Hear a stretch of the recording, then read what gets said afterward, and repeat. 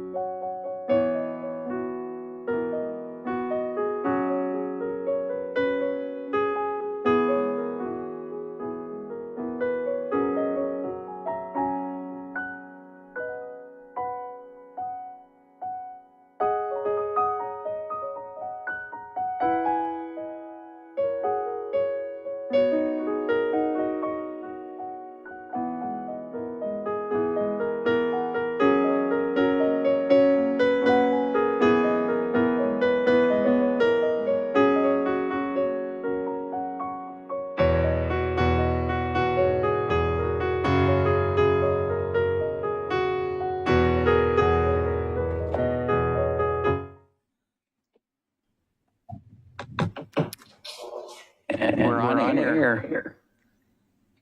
A little bit of reverb. Testing. How about now?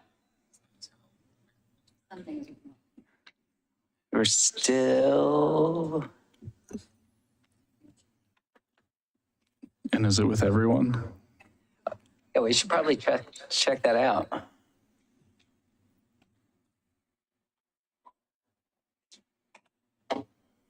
I embrace these kinds of moments personally.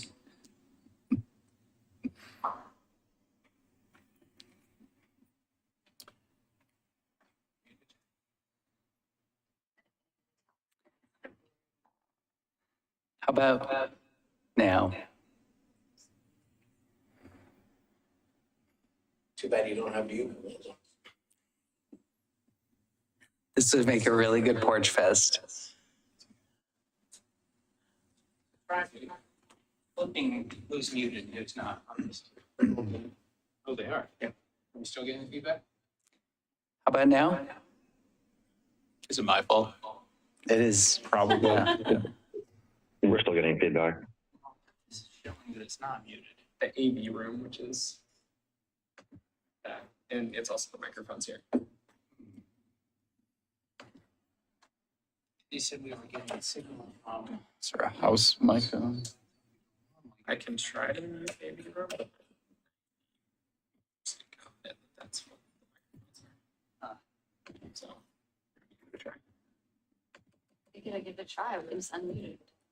I guess we can now ask if folks online can hear us. Well, now we get nothing. Can? Can you hear us? The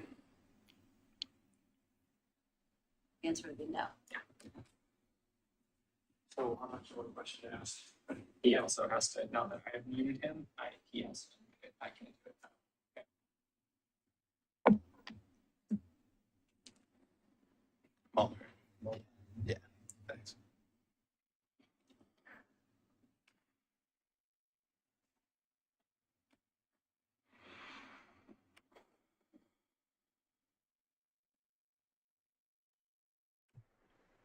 Try talking again, Chair. Yeah, how about now? It's a little better, but it's still reverby, yeah. Yeah, it sounds a little better in here, but is also still reverbing. Is this 2021? I know. Read I would say it's on been 3 years. This old building. Let's see. Tear it down. spit take. Why don't we try the reverbing now? How about now?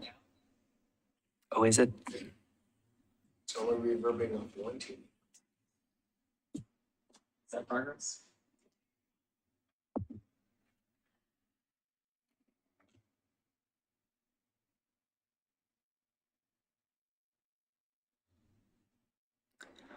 Thanks for waiting patiently with us as we figure out these audio visual issues. It's off of that TV. I swear to goodness, it's off. That's what it sounds like.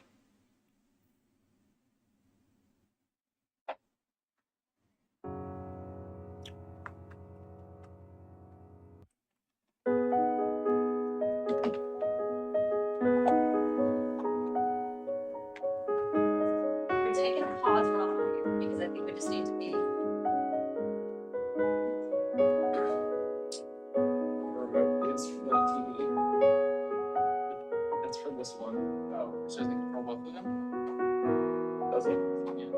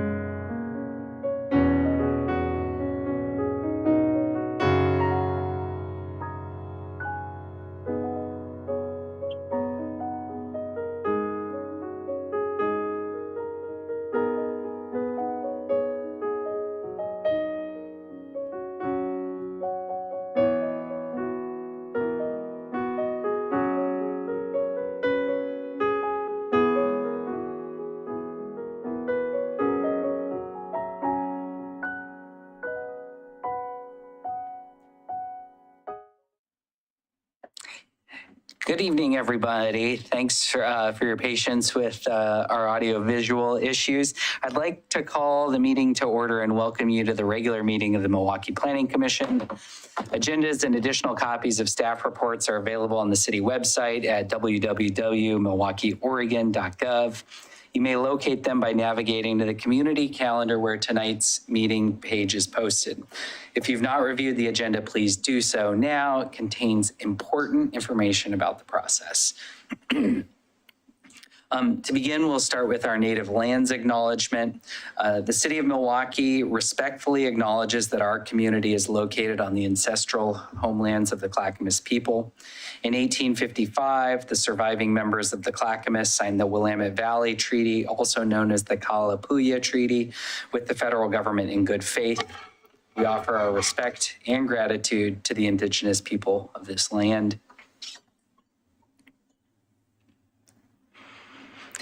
Moving on to our first order of business, Planning Commission minutes. We would like approval of the June 27th, 2023 minutes. Does anyone have any corrections to make? Seeing none, I'll entertain a motion to approve the minutes as presented. All those in favor, or maybe I can get a motion first. Apologies. I'll move that we approve the minutes from June 27th, 2023 as distributed in the packet. A second. It's been moved and seconded. All those in favor, say aye. Aye. Aye. The ayes have it. 3.0 informational items. Are there any informational items from staff? Well, I think the big news for the evening is that we have a new planning commissioner Right. joining our team. And so we have new Commissioner Will Mulhern. I think, is that the way you pronounce it? You got it, All yeah. right, great. And so if you just want to take a moment to introduce yourself, that would be awesome.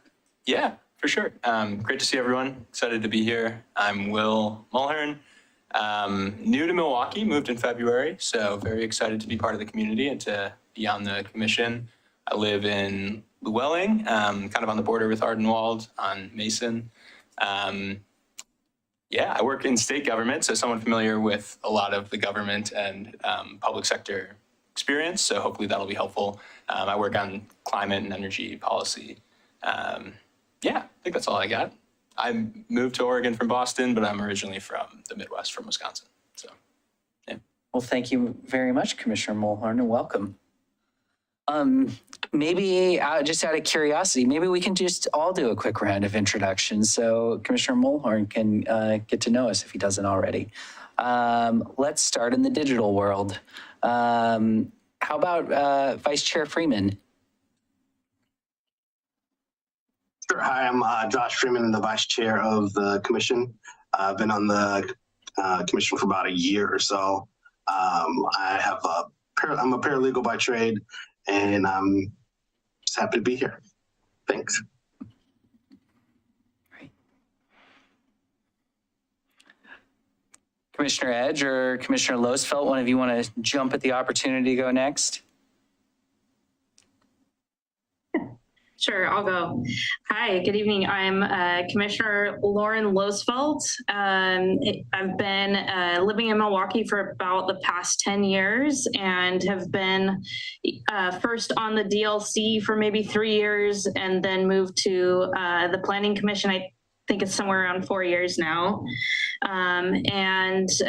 My life outside of the Planning Commission is as an architect. I practice in Portland and do a lot of civic public work in the area. So welcome to the commission. Commissioner Edge. Thank you. Hi, I'm Commissioner Joseph Edge, and I've been on the commission since 2018. And I guess as of this meeting, I'm now the senior member of the commission, which feels kind of weird. But anyway, I grew up here, really in the Oak Grove area, and I'm, since I moved away for a little bit during the recession and came back, and since being back, I've been really involved in a lot of different ways in the community. And this is one of my favorite ways that I've been able to engage and serve the community is serving on the commission during the development of our comprehensive plan policies and all of the housing work that we've been doing. This has been a really exciting time to be in this kind of service, and it's been really fun. And I look forward to a few more years of doing this. So, welcome. Great, thanks, Saul. Commissioner Carpenter? I'm Aaron Carpenter. Been in Milwaukee for the last 2+ years. Been on the commission since January. I'm a city planner by trade, which is a lot of fun. Try not to let that influence what I do here. But I'm also a fellow Midwesterner from Illinois originally, but don't hold that against me. So glad you're here. Great. I'm going to expect both of you to be charmingly nice. And Will, my name is Jacob Sherman. I have lived in Milwaukee for just over 5 years now. I grew up in Southeast Portland, though, just over the line, almost literally over the line, and then went to high school here in Milwaukee, outside of Milwaukee, wherever LaSalle is located. And then I've been serving on Planning Commission for, I believe, 3 years now, and chairing since this January. So pleasure to meet you. I also work in local government with kind of background in transportation, climate, disaster resilience, housing, affordability. So yeah, great. Any other informational items, Laura? No, I do not have any at this time. Okay, and then we also have Commissioner Ert, who's excused absence today and not joining us, but you'll get a chance to meet her. Well, thanks everyone for putting you on the spot there. We'll move on to 4.0 audience participation. This is an opportunity to comment on items not on tonight's agenda. Do we have any members of the audience online, Ryan or Brett? No? And we have one member in the physical audience with us tonight who I think is pretty familiar with this routine, Mr. Heemer. So I'll just say this opportunity to comment on anything that's not on the agenda. If you'd like to testify, please let us know now. I'm not seeing anything. Great. We'll move on to 5.0 Community Involvement Advisory Committee. This is the time in our agenda where the commission acts as the Community Involvement Advisory Committee. Does staff have any updates to provide?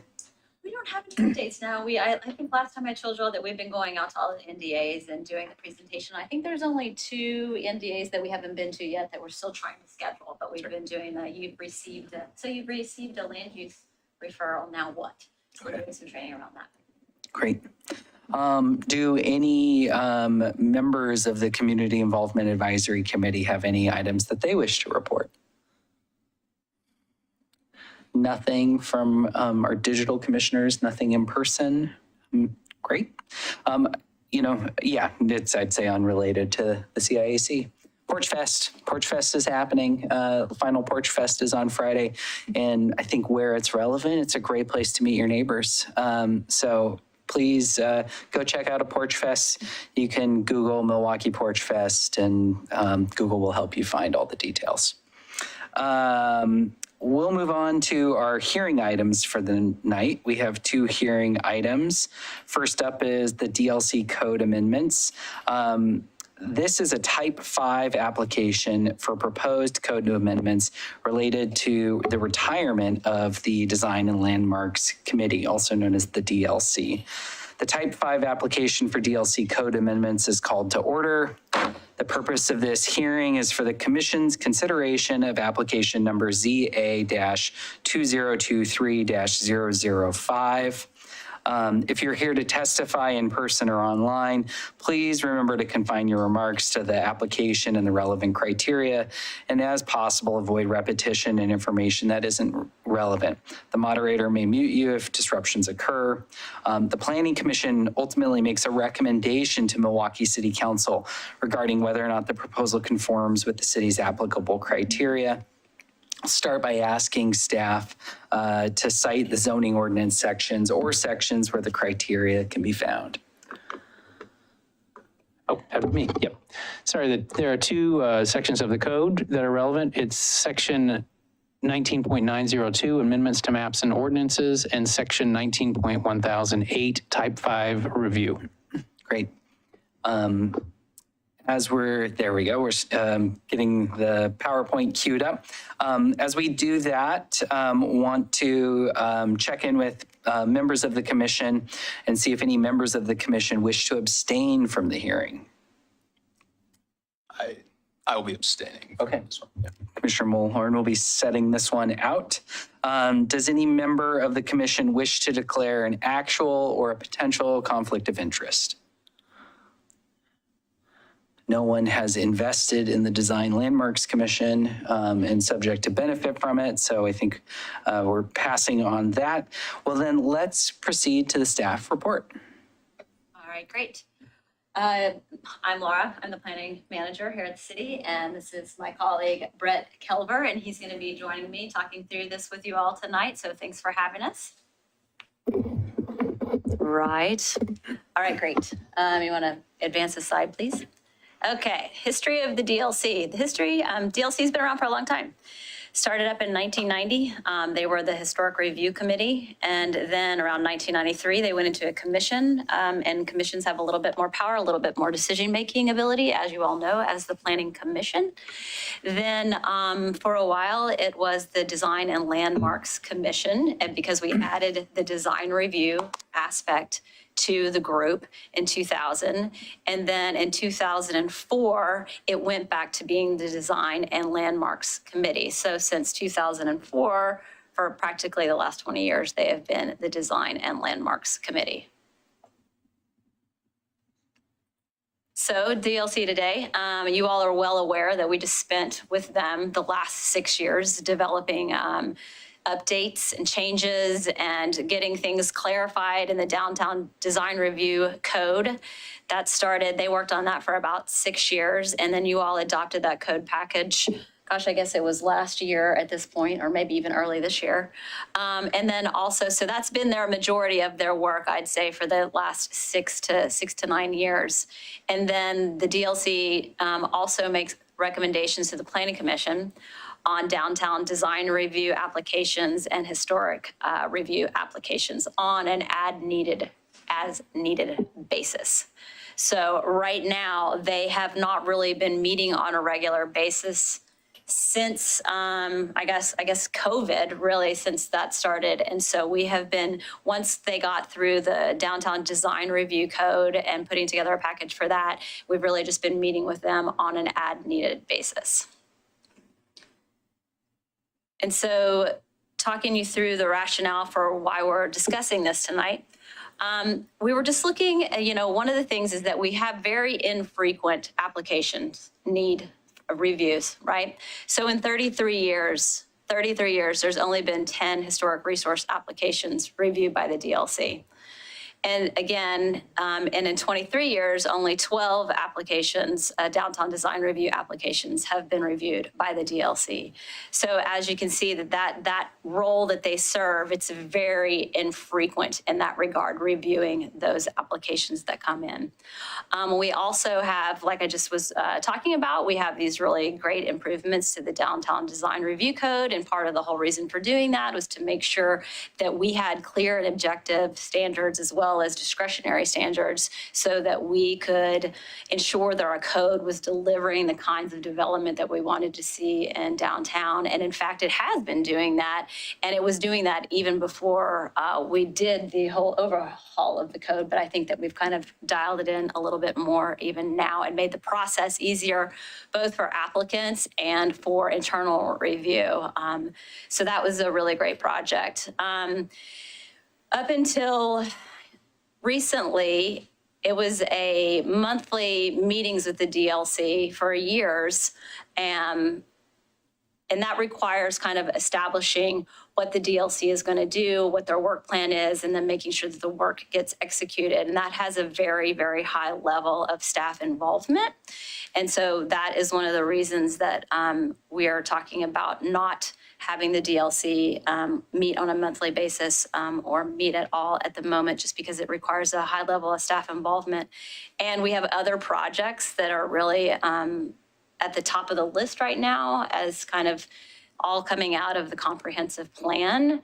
And there were a lot of years where I don't think that the city really had a very, and I can't speak to this because I wasn't here, but I know that we have a lot more on our plate as far as when we did the comprehensive plan. We had a lot of things come out of the comprehensive plan that we now need to be working on. I think there may have been a little bit less focus and intensity to the work plan because of all of the work now that was identified in the comprehensive plan. And we've been working, you know, over the last few years. I always come and talk about my work plan with you all, and looking at DLC and any work that they might be doing, that would be a minimum of 2 years out, and likely more than that, because everything, as you all well know, seems to take a little bit longer than we think it will. It's just a process is involved, and that sometimes it just takes longer than you think it will. And the other thing is that the DLC makes recommendations to the Planning Commission, but the Planning Commission is the ultimate decision maker and has been that ultimate decision maker for a very long time. And so you want to go into the next? And so without the DLC, the properties that are on the historic resources inventory, the protection of those properties doesn't go away. I don't know. So on the historic resources inventory, we have 16 properties identified in the city as having being significant. You have significant, contributing, and unranked. There's 3 kind of categories on the list.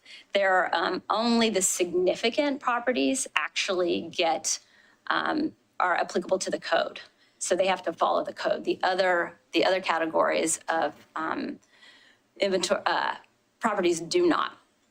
So that list stays the same for now. We know that there's this other, you know, down the road in a couple of years, and we know that the Milwaukie Historical Society is also talking about working on the historic resources inventory, which we're definitely going to do. We're just not going to do it in the next several years because we've got these other priorities. But so for now, the properties that are on that list, they are protected.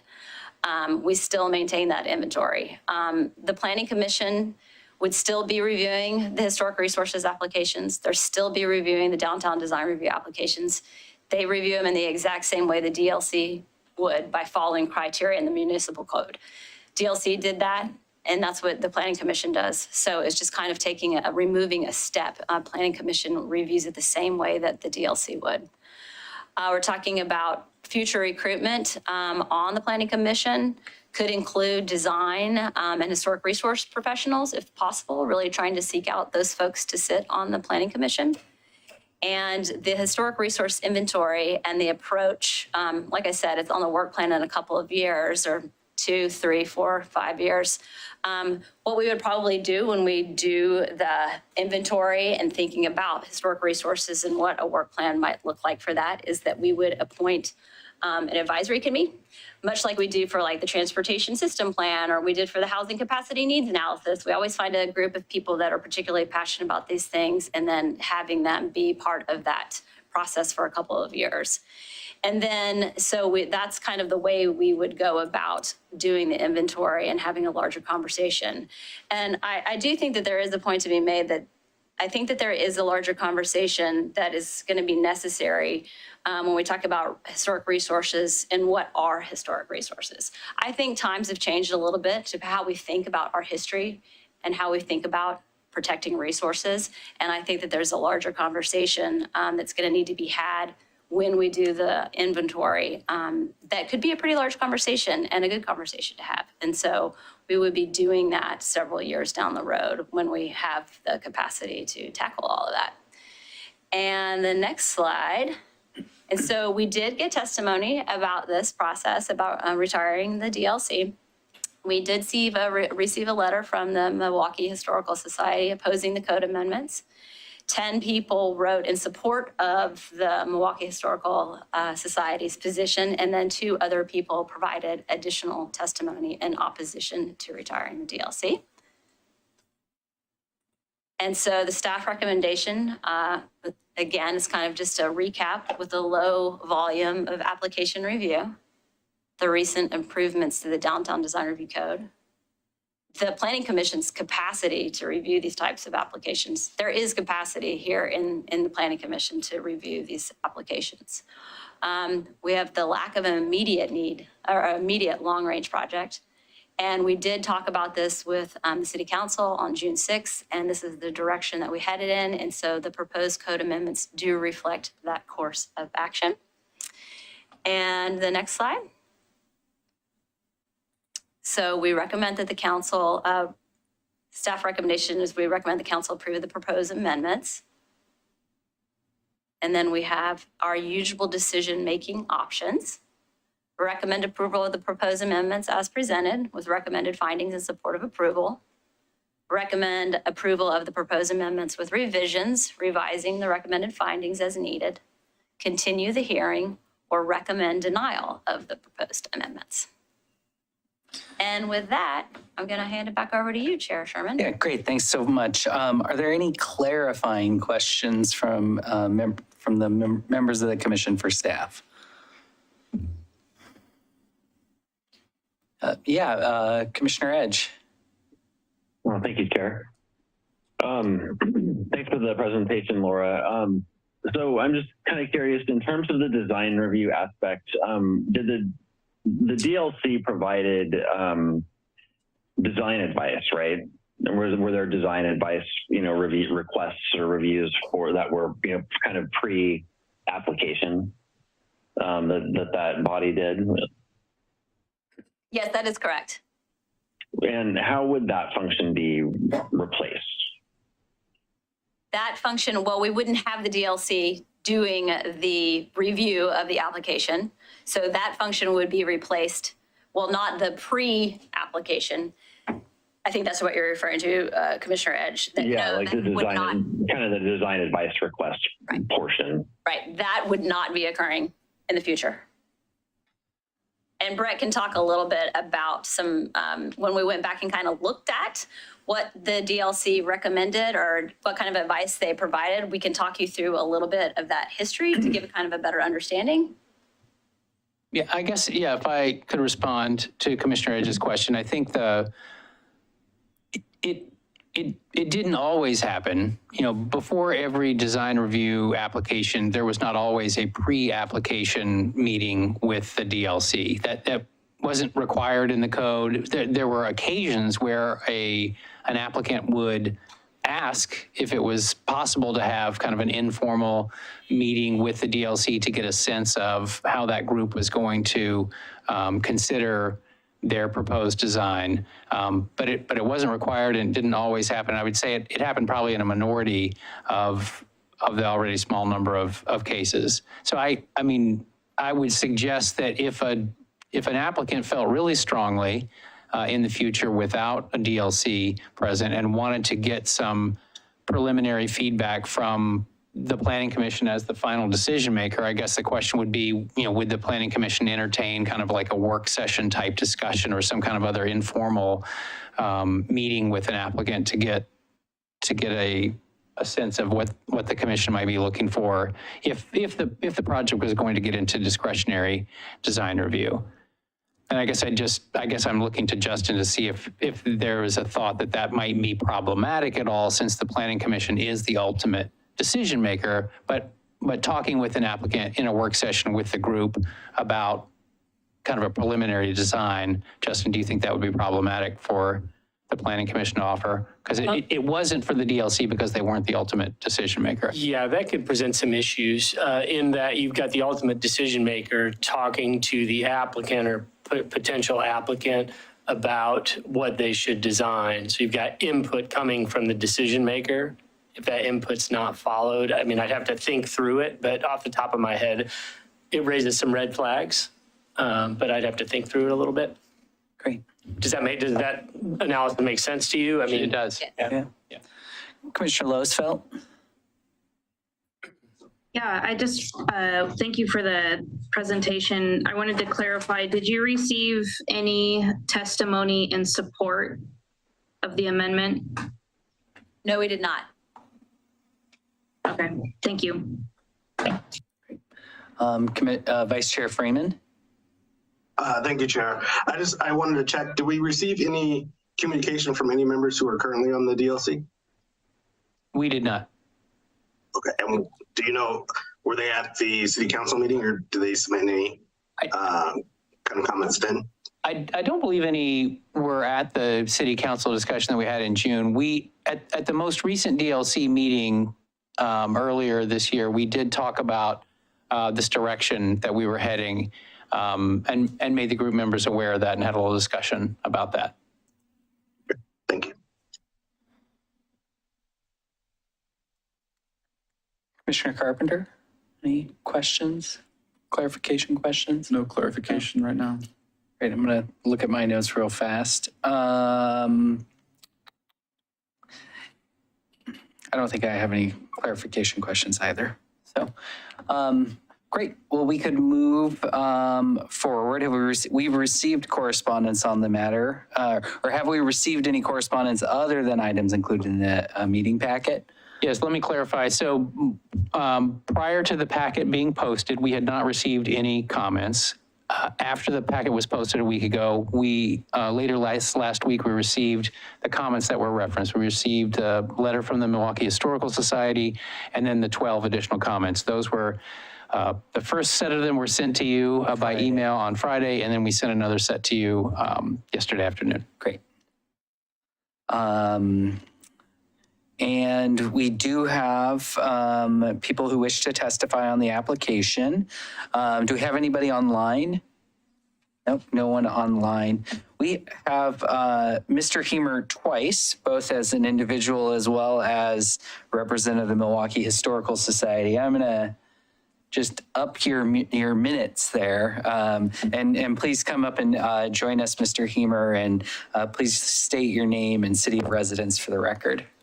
Well, so I'm going to do this two separate ways, and I know Commissioner Roosevelt would appreciate the timer being on me so that she can get to bed on time this evening. I want to be, tonight I'm going to be representing the Milwaukie Historical Society. Thank you, Commissioners and planning staff, for letting us speak tonight. My name is Greg Hemer, the Communications Director of Milwaukie Historical Society. I'm here to speak on behalf of the Society, its board, and over 150 members. First, we hope you had a chance to review the letter we sent Mr. Kelver on July 20th. It outlines our basic reasoning for keeping the landmarks portion of the committee.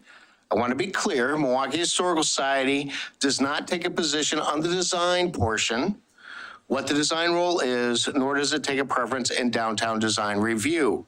It is the landmarks portion that is truly, utterly important. First, we urge the Planning Commission to do due diligence towards the opportunity costs of not having a landmarks committee. We ask that you invite the experts from the State Historic Preservation Office, either Jason Allen or Curry Gill, to a hearing before you make a decision. The only way to receive funding for becoming a certified local government and all that it has to offer is to have a landmarks committee. Ask for the experts. Learn about the program, and realize how it accomplishes many goals that are set forth in our comprehensive plan.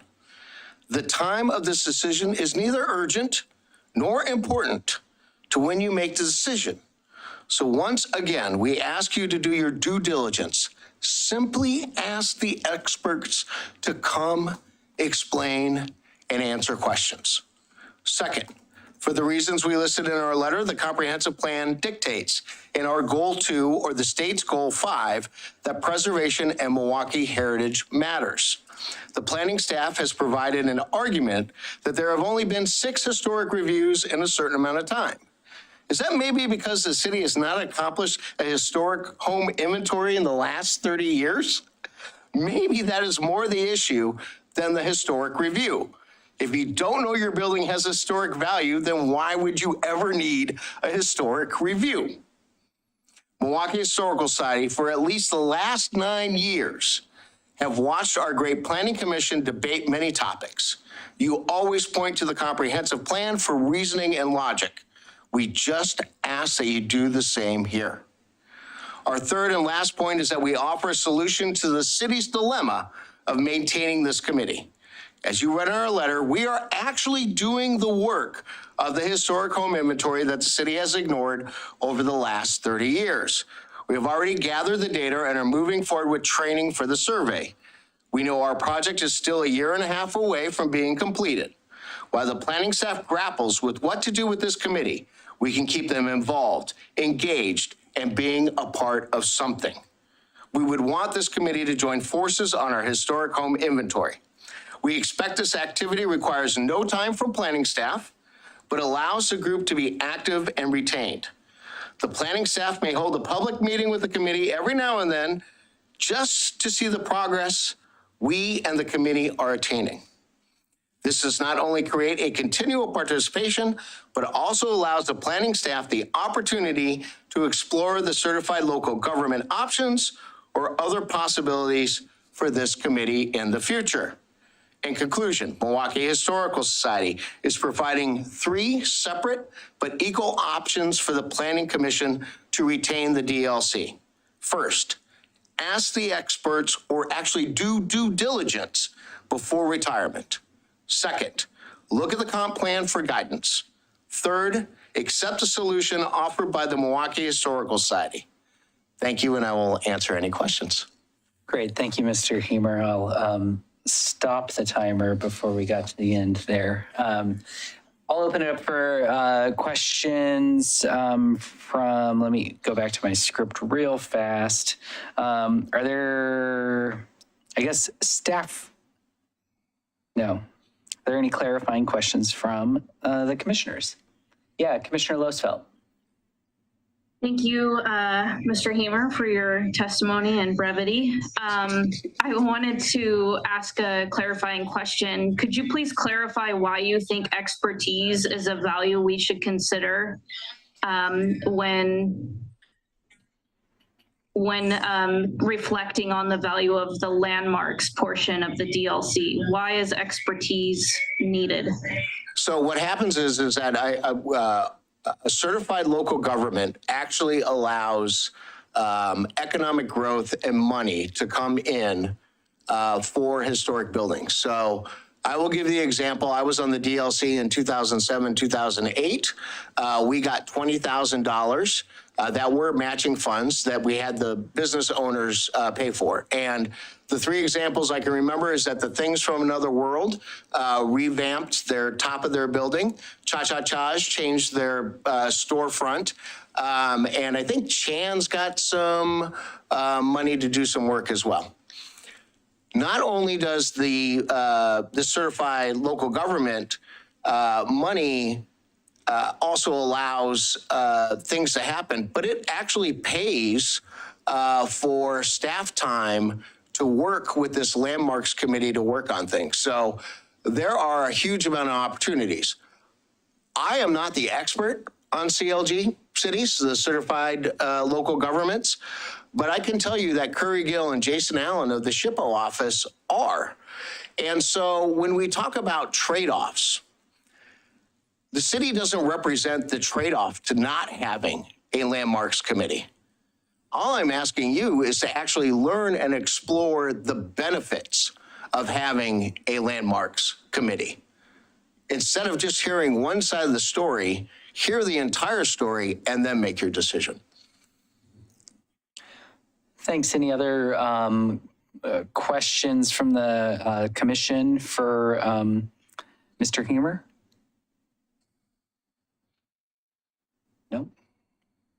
Great. Well, thank you, Mr. Hemer. Appreciate it. This is an opportunity for any staff responses to testimony.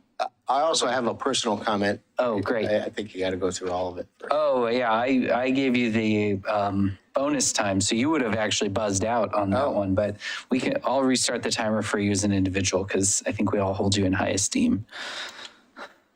So hello, commissioners and planning staff. It's nice to be with you all again. My name is Greg Hemer, a resident of Milwaukie. I'm here to testify for retaining the DLC. First and foremost, I agree with the position of the Milwaukie Historical Society as a great, endearing, and public face of preserving Milwaukee's history for future generations. Their ideas and solutions seem a reasonable and acceptable compromise. I would like to speak more about this committee could become or how it could be reimagined. We have goal 1 in our comprehensive plan, simply stating that public participation is valuable. What if the DLC becomes a sounding board for ideas for the planning department or any other department?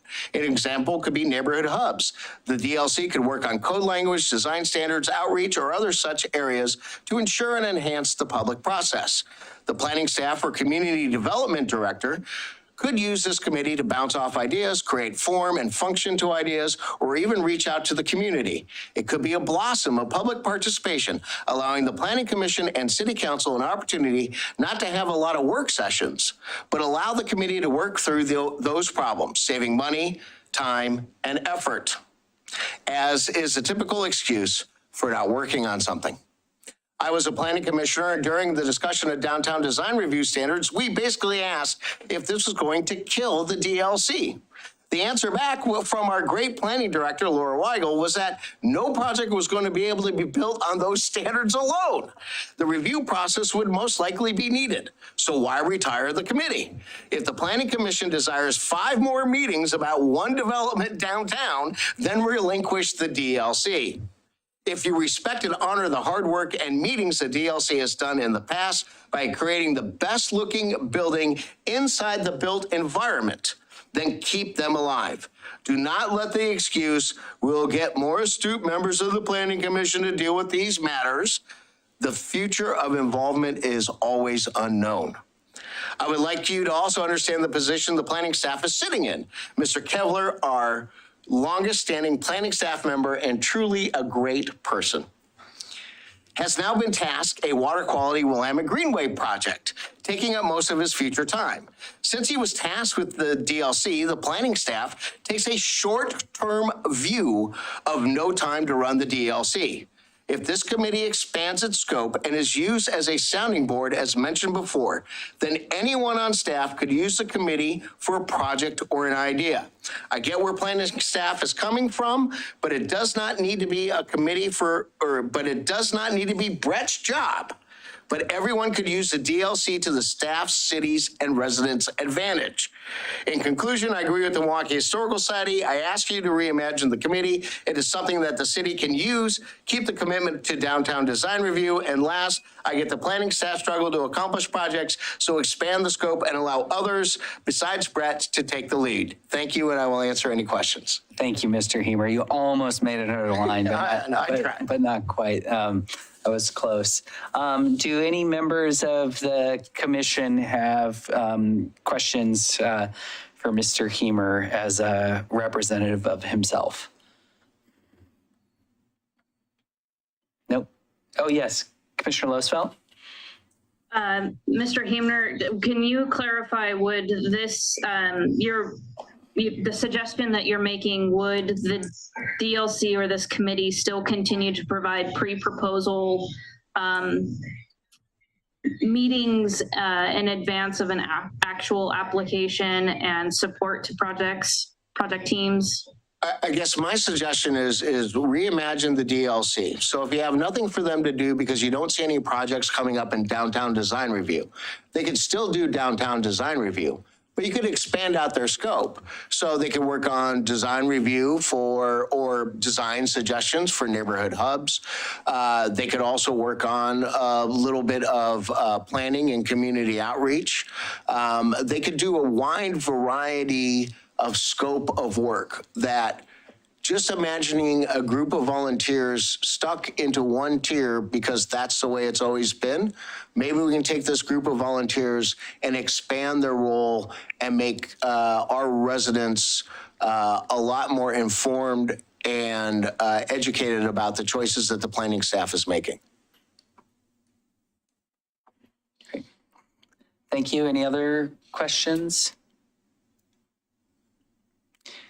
Hearing none, are there any responses to the testimony from staff, either on kind of behalf of Mr. Hemer or the Milwaukie Historical Society testimony? I would just say that we do value historic resources and design review, and I think that the Planning Commission has played that role by reviewing the applications that have come in that follow our code that outlines what is required for planning for historic resource review and downtown design review. And I think that we do want to have a larger conversation about historic resources, but we want to have that conversation in several years. We can only do so many things. Right now, we're working on the TSP. Finally, we're going to get that project kicked off. We've been waiting for that for a long time. We're deep into the Neighborhood Hubs project. We've spent the whole summer doing outreach, and we'll be coming to you all in the fall. We're going to have a big community outreach where we're going to be presenting code concepts and what we've heard back. And then the other big project that we'll be working on is the natural resources kind of review. So we have some things that we need to do in that with our code, because one of the things is we don't have clear and objective standards for residential development in natural resource areas. So we need to clean up some things. And so it's kind of the same as that we can't do everything all at once.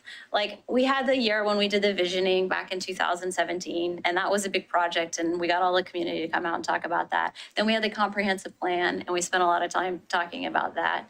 And then we had all of the housing work, right? And now we're rolling into the TSP, and now we're rolling into neighborhood hubs. So we kind of know what's before us, and historic resources, while important, and we still are protecting resources. I feel very confident that we are protecting the resources that we have, that we are going to have those conversations, and that is on the work plan for several years from now.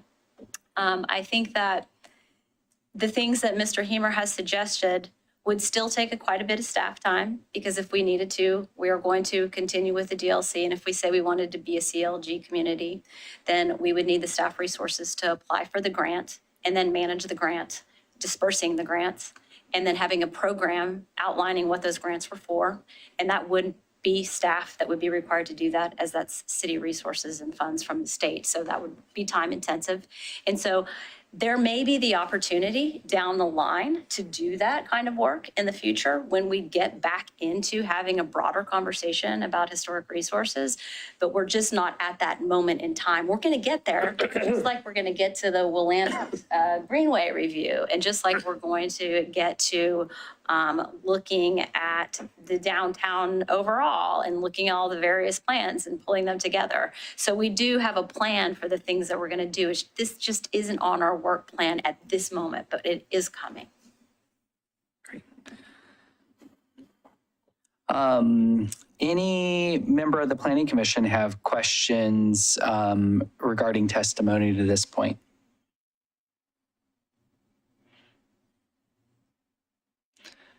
Commissioner Edge? Thank you, Chair. Yeah, so I guess I'm just trying to understand, and I guess this question is for Laura. So if we kept the DLC going, even if we maybe amended its role in certain, review processes, if we kept the DLC going just in the interim so that we didn't retire it, kind of, I guess, kept it on life support per se, how much staff time realistically is that going to require from the planning department if, it's, and is that the kind of, I know we don't think we're, our scope, here in the Planning Commission tends to, not really be the budget, and those kinds of concerns, but really the land use policy and, the public engagement and, those kinds of implications. And so with that in mind, I know that we're kind of touching in these budgetary, issues that are really outside our scope of focus here, but yeah, realistically, what are the implications to keeping a DLC kind of going on, life support, where maybe they're meeting, regularly, but less frequently than is called for? Is there anything in the bylaws that would prevent that, or is there anything else other than just the staff time that's standing in the way of kind of doing something like that? I think that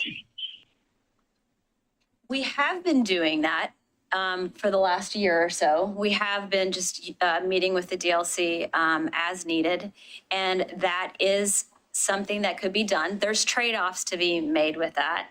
There's pros and cons to that. And I think I'll let Brett speak to that a little bit because he has been the person who's been kind of working with the DLC on a bit of an ad hoc basis and kind of like, what are the challenges with that? Yeah, I think there's what I would put a little bit on the con side and is there's a little bit of a wild card feature to it, and that is I think that trying to maintain a committee that does not meet regularly and meets very infrequently, kind of only when needed, will depend on having a membership that has signed up for that, is willing to do that, is willing to stay involved in that kind of unpredictable way. One of the benefits, the side benefits of meeting regularly with the DLC, which was more intensive, was maintaining the group kind of in shape, being ready to respond kind of at those unpredictable moments when an application comes in. And so I think one of the struggles that we have had over time with the DLC has been on occasion having members who maybe weren't as interested or as engaged in the specific work that the committee was doing, which was admittedly over the last couple of years, the last several years focused on downtown work. Where someone who might have come onto the committee who was really interested in historic preservation and found that over time we just weren't able to get to that work that we've discussed, eventually needing to be done. And so I think the challenge is that you're kind of depending on people to agree to continue to be available, for the length of their initial 2-year term, maybe only meet once or twice, if at all, in a given year, and still stay engaged. When people do fall off of the committee, there's a little bit of that cost of having to recruit again, find new people, kind of reintroduce them to the group and the group culture. So I think that was kind of the essence of I think the suggestion to, rather than trying to maintain a life support kind of version of the DLC, to just acknowledge that the need, wasn't very predictable or frequent, that the Planning Commission was able to, to handle as the final decision maker anyway, those key items that were coming up. So that's what I'd say. Have you had any discussions with your counterparts at Clackamas County and who maintain their historic review board, basically under the same kind of circumstances where they are called upon irregularly and kind of infrequently, and really only exist in an advisory role? I have not had a conversation with the Clackamas County folks about that. Okay, I'm just kind of curious, just in terms of recruiting and retention of volunteers. Trying to kind of tease out, how feasible you think that, if this is practical for a city of our size, or I'm just trying to gauge really the commitment that it takes, for the staff commitment that it takes for us to keep up with this, and, while respecting, that it is, difficult to do the recruiting and retention for, that kind of work. But, yeah, okay. Well, thanks, Brett. It does give me, an idea. Commissioner Losfeld.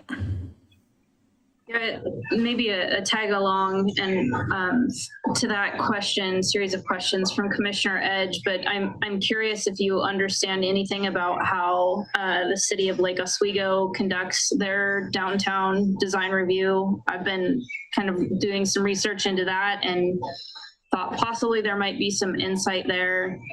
And then a second question for you is conversations that the commission has had in the past relative to public art, the review of public art. And there was some initial interest in whether or not the DLC could provide guidance, or I know that we talked about other opportunities there too, but is that something that the DLC could also offer?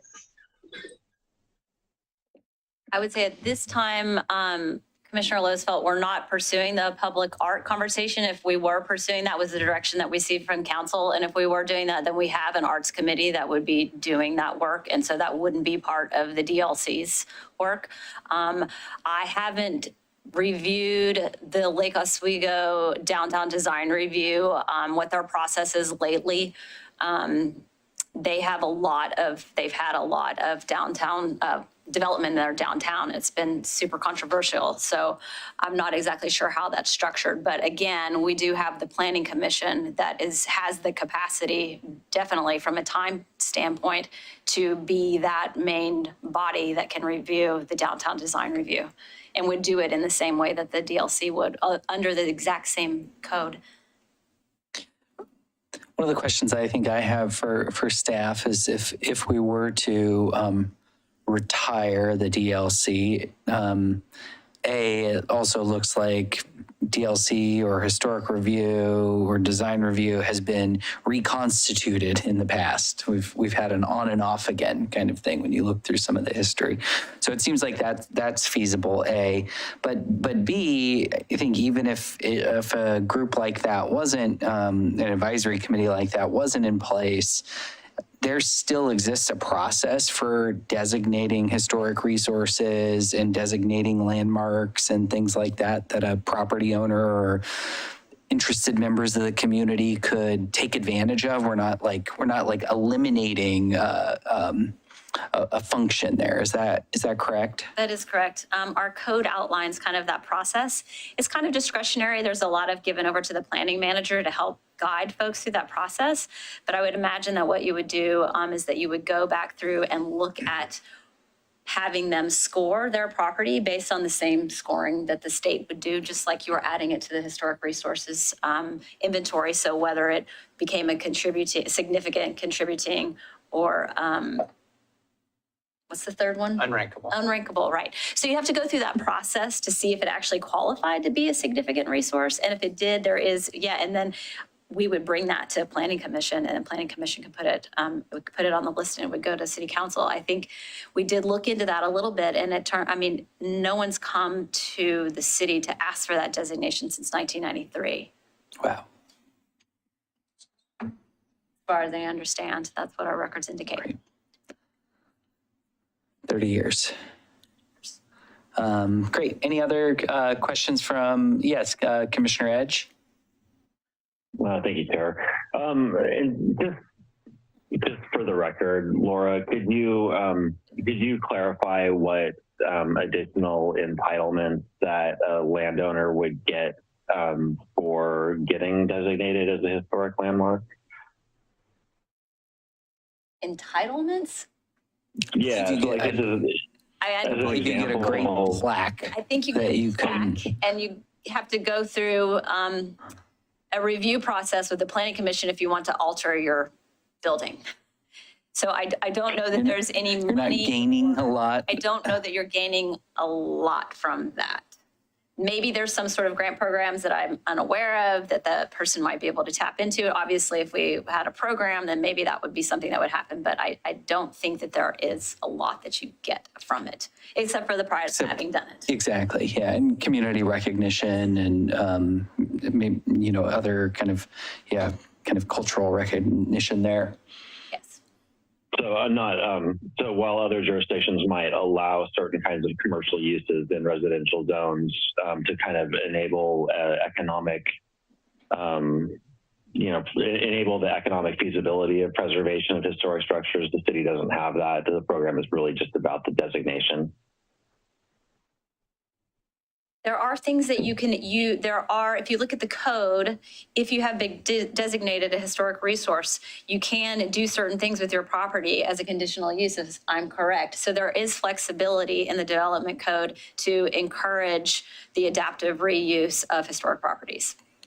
Okay, that's what I was looking for. Okay. I guess I used entitlements incorrectly, but that's kind of what I was looking for. So you we do have that ability to where you do have a bit more flexibility with your uses in a landmark if you do designate it. So, okay, that's what I was looking for. Thank you. Yep. Any other questions, kind of clarifying questions from the commission for staff? Chair, if I may, as a point of order, I've heard it mentioned several times today, and I just want to clarify, you're not actually making a decision Oh, today. great. You're deliberating towards crafting a recommendation to council. Many of the things that you've talked about can also be pushed forward to council if you should decide that you don't want to entertain them at the planning commission level. I just want to make sure the language is used correctly. Great. Thanks, Justin. Appreciate that. Well, not hearing anything, I'll close the public testimony portion of the hearing on this Type 5 application for code amendments file ZA-2023-005 is now closed. Is the commission ready for discussion? Vice Chair Freeman, you want to kick us off? Sure. Thank you, Chair. First, I just want to say thank you to the Milwaukie Historical Society for coming and presenting those comments, and also the community members who would send in those additional comments as well. I think for me, kind of like just a primary concern about, getting rid of or retiring a committee is like making sure we're not silencing a voice, or like voices aren't, we're still having the ability for hearing certain voices and stuff. It sounds like, people will still have that opportunity.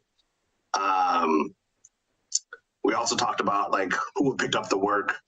If the committee is retired, it sounds like there are ways to get that done either through the planning commission or an advisory committee. I think you also mentioned about the DLC has gone through a couple of different versions, and we brought them back in different forms over the years and stuff like that. So if we do retire, there is an ability to bring them back at some point. I think those are just the things that kind of stuck out in my mind. There were comments from Mr. Hemer about possibly like reimagining the DLC and keeping them busy. And it just, to me, it just seems if they're not already doing that work, and they're not present saying that they want to do this additional work, I don't think that we should be volunteering them to do additional work or reimagining their purpose if they're not here to say that that's something they want to do. Thanks, Chair. Yeah, thanks, Vice Chair. Any other commissioners? Discussion?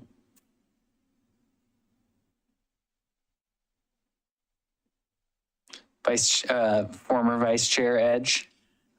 Thank you, sir. Yeah, this is, ultimately, I know that sometimes committees go away, sometimes they come back. I fear that it goes away and doesn't come back. And I personally see a lot of value in having, more committees, more voices, more opportunities for more perspectives to contribute more deeply than 3 minutes of testimony, at a hearing offers. And so, that's my fear, is that, we lose the kind of the deeper engagement and the more qualitative perspectives of, people who are really passionate about these things, whether it's, historic landmarks, and preservation, or whether it's, the design elements, urban design, downtown design. I understand how the code works, obviously, and we've been working on, refining the downtown code, and has been adopted and everything. We feel good about where that is.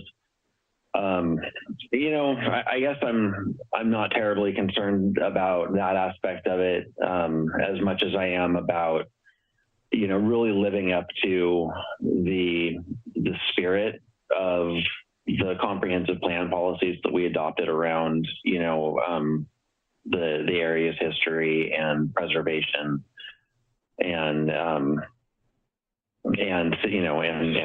public engagement, for that matter. So I would be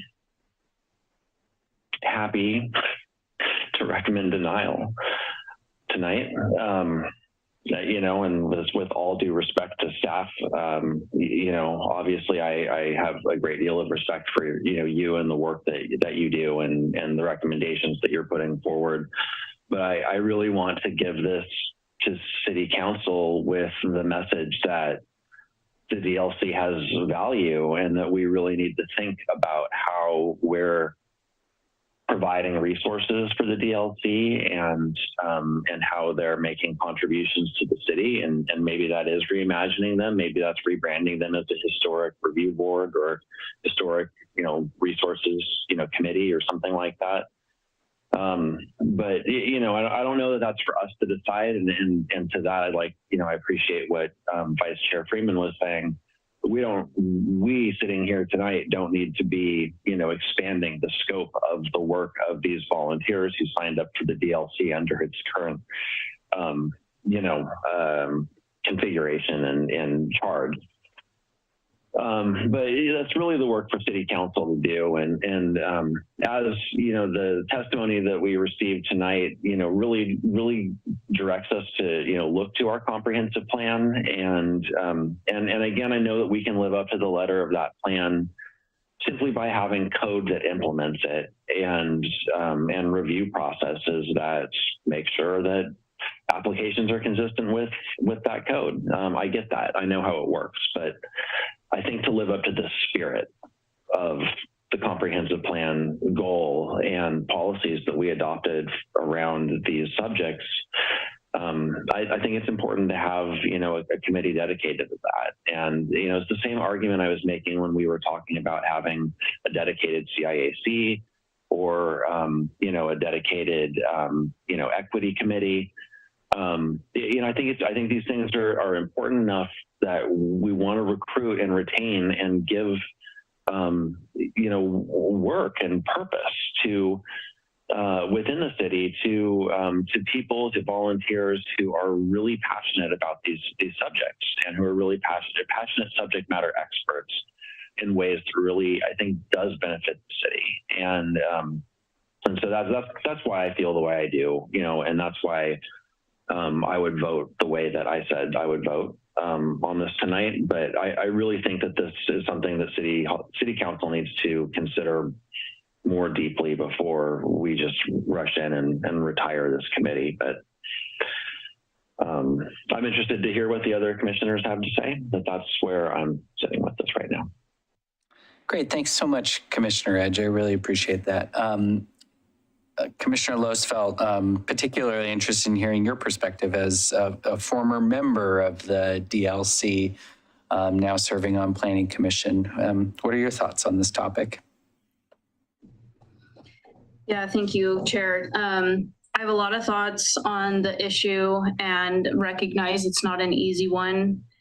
I will not be in support of this amendment eventually. When it comes down to it, I would support rather that we deny the amendment as it's been proposed for some pretty specific reasons. I think the value of a DLC and can be measured quantitative, qualitative, related to property value, the quality of life, the vitality of a downtown environment, sustainability aspects, physical and psychological, economic development, and the future of our city. When we have a commission of area experts, licensed professionals in the design industry, whether those be architects, landscape architects, interior designers, historic preservationists, we all have amongst us within that group professional degrees and licensure, which requires years of commitment on an ongoing study to maintain our credentials. While the Planning Commission is a body of experts, it is not a body of design professionals. I strongly value and appreciate the voices on this commission, but the selection process when interviewing future commission candidates is not specific to the design profession. And often we don't have the luxury of specifically handpicking folks who are designers.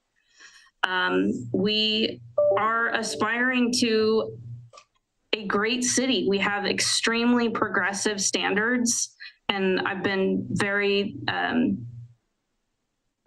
appreciative to be a part of the process of helping to write and create those. And I would be disappointed to see the DLC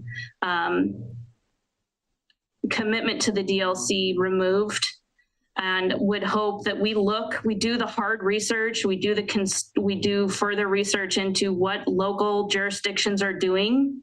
This issue about volunteering and staff time is not new. It's been stated as an issue for a very long time. We don't have any solutions in front of us that would suggest that we continue to maintain the spirit that the DLC, the intent of the DLC, and somehow balance staff time. Rather, the solution here is just to kind of abolish the DLC. I don't stand by this amendment, and I would not suggest that other commissioners follow suit. It's something I would really prefer that we continue to discuss and look for solutions rather than recommending we stand by this amendment. I also hope that we can listen closely to the testimony of the public. The fact that no member of public was in support of this amendment, but we are hearing staff support it, I really question that and wonder what is the purpose of public testimony if we're not actually taking it to heart or even responding to it. So while I appreciate staff and certainly see a lot of time and investment that has been put into the DLC over the years, I do not believe the Planning Commission is a stand-in for the DLC process. I do not think this will be a service to the city of Milwaukee in the future. And I think that we'll find this to be a mistake as development downtown continues without the oversight of a body of experts to review. Great, thanks, Commissioner Losfeld. Commissioner Carpenter? Just want to say I appreciate all the input from fellow commissioners and from staff as well. One maybe voice we haven't heard from is, maybe it came up in discussion and I missed it, but I think for an applicant to go through the design phase and bring their application and have it reviewed by staff, and then to have Planning Commission weigh in is a little bit too far along in the process and would be pretty detrimental in their application process to have to go back and fix their designs based on Planning Commission recommendation instead of kind of going through the design phase early on with input from the DLC. I think that would be pretty rough. Again, obviously the codes are clear and objective up front, hopefully, but there's still a lot of nuance, and there's also institutional knowledge that the DLC brings that I would hate to see be silenced or cut out of the process again early on.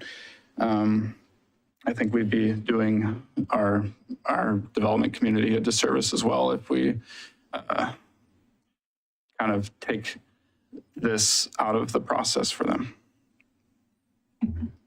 Great. Commissioner Mulhorn, you're taking a pass on this one, so I think I'll follow suit as well. And I think I'm slightly conflicted on this. I think as a just kind of my professional experience working in local government, understand staff's limited bandwidth and the ability to juggle multiple priorities sometimes means you don't get as much done as you could if you focused in on some things. I think what we're hearing clearly from staff, and probably vis-a-vis the conversation they had with council, was a recognition that this isn't deprioritizing historical resources. It's just saying that work is coming later. That work is coming, 2 years, 3 years, 4 years from now. And so in an interim moment, let's kind of take a pause. I think that makes a lot of sense to me. I think I also understand on the other side of the coin, I think the articulate position of the Milwaukie Historical Society and the dozen or more community members that kind of all weighed in, as well as conversations here kind of across members of the commission. And I think I think I side with my other commissioners on this. And probably my hope for council would be that maybe it's time to recharter the DLC and get clear on what are you trying to accomplish. And maybe it isn't monthly meetings. Maybe it's some other format that could kind of make more sense as community members are gearing up for some of this work. So.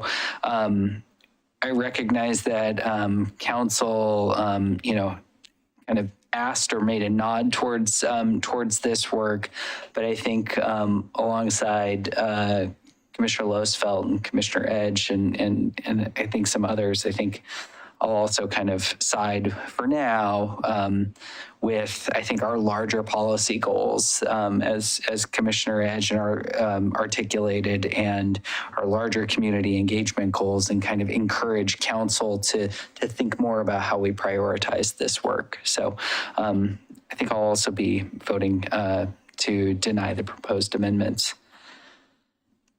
Do we have any other discussion on this, or are we ready for a motion? Looks like we're ready for a motion. Commissioner Edge? Thank you, Chair. Let's see, let me get my application number ready. I move that we recommend denial of ZA-2023-005 with, that's it. Second. It's been moved and seconded. Denial of a recommendation for denial of application file ZA-2023-005. Is there any further discussion on the motion? None. The only other thing that I thought about appending to the motion, the language of the motion was, maybe a specific recommendation to look at the recommendation by the Milwaukie Historical Society, in terms of trying to, reimagine and repurpose, give, the DLC. But I think that's really embedded in our deliberation. So Yeah. I don't think we need to append the motion. Yeah, I don't know if we need to. Oh, I was going to say, I don't know if we need to kind of append the resolution as well. I think it's kind of at the heart of our discussion and our vote on this, unless others feel kind of strongly on that. I was just going to second that. Commissioner Edge, I had similar thoughts, but I think if you start to make those kind of suggestions to it, I would want to add to that list. And it feels like it's fairly well embedded in our conversation, deliberation. Great. So it's been moved and seconded. Any other discussion? Vice Chair Freeman, might we be swaying you to our side on this conversation? I'm out of curiosity. I'm ready for a vote, Chair. Great, that sounds good. Well, all those in favor of denial of file ZA-2023-005, please say aye. Aye. Aye. Aye. All those opposed, say nay. Nay. Great. And then we have one abstention. The ayes have it, 4 ayes, 1 nay, and 1 abstention. This decision's a recommendation to Milwaukee City Council, which will make the final decision after a public hearing. Please see planning staff for details concerning the city council hearing date and process. And thank you, staff. Appreciate the work that you all have done on this and recognize that staffing committees is a lot of work. I think we all want to make sure that that work is contributing in a meaningful way, and hope the city council will have a more robust discussion on that topic with you all. Thank you. Great. Chair, Yes. I'm sorry. Just if you can relate to Mr. Hemer, then I'm happy that he won one. He's still in the room walking out the door, but he heard that. Vice Chair Freeman, thank you very much. Yeah, if we can, let's take a quick 5-minute break. I forget that clock is tricky. It's 7:52. Let's reconvene at 7:57. Thanks.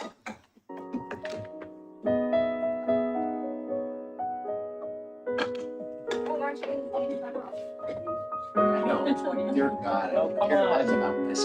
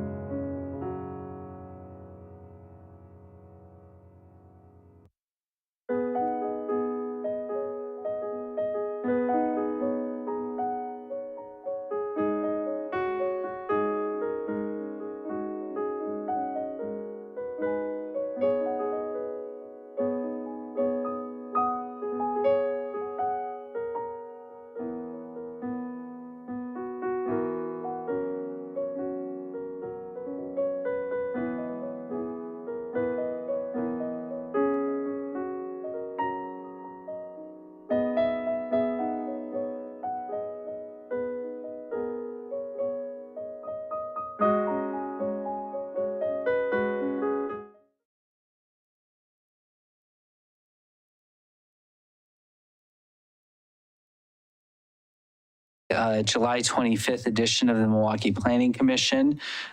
We are moving on to our hearing item for tonight, which is 7.1. This is a work session item, and it's a review of the bicycle parking standards. Assistant Planner Ryan Dyer will present information about our bike parking standards for discussion. Thank you, Chair. See if I can get this figured out real quick here. So we can both see.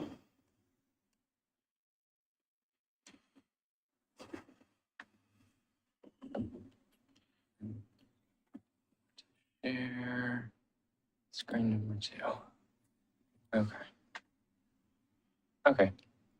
Can everyone see the presentation? Yes, thank you. All right, let me see.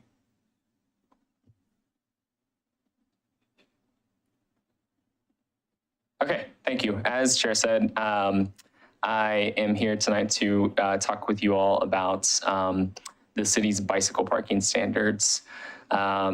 So Do you want to go to the slideshow and take off the other slides, Ryan? we will lose this if I Okay. blow it up any larger.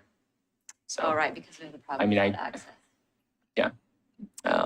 although maybe that's not a huge Did you deal. downgrade to the cheaper version of Zoom? did, Did you? We can't access the PowerPoint, unfortunately, so we're having to kind of jigger things, so that's why the Budget cuts. Yeah, Hey, it's a little messy, sorry about that. Does the view menu give you a full screen option in Adobe? Oh, hold up. There you There we go. go. All right. Just kidding. Like magic, Still figuring things out in 2023. Yeah. figuring them out. Sorry about that, everyone. Now we're set to go. Wrong computer. Okay, so why are we talking about this now? I have previously discussed with this body, although we have some new members, that the state recently went through an administrative rulemaking process, the Climate Friendly Equitable Communities rulemaking. That rulemaking did a number of things, one of which was changed how local jurisdictions could regulate off-street vehicle parking. And as of now, the way that the city calculates the minimum number of required bicycle parking spaces is it's tied to the minimum number of vehicular parking spaces that the city requires for a given use. So when the CIAC rulemaking said to cities that they could no longer regulate off-street vehicle parking in the same way, this caused an issue for the way that the city regulates bicycle parking. In addition to that, we just have a lot of long-standing challenges with how the bicycle parking code works, and this seems like an opportunity both to A, ensure that we could require bicycle parking, and B, to address some of those issues in the code. And so there are two large issue areas. One, how we regulate quantity standards for commercial development. The quantity standards for residential development are set at the state level. It's at a bare minimum, we have to require one bicycle parking space for each dwelling unit. So we don't have a lot of control. We could always go up, but we can't go below that minimum threshold. And then second, issues in how how the required spaces are actually installed. So where and how those required spaces are installed.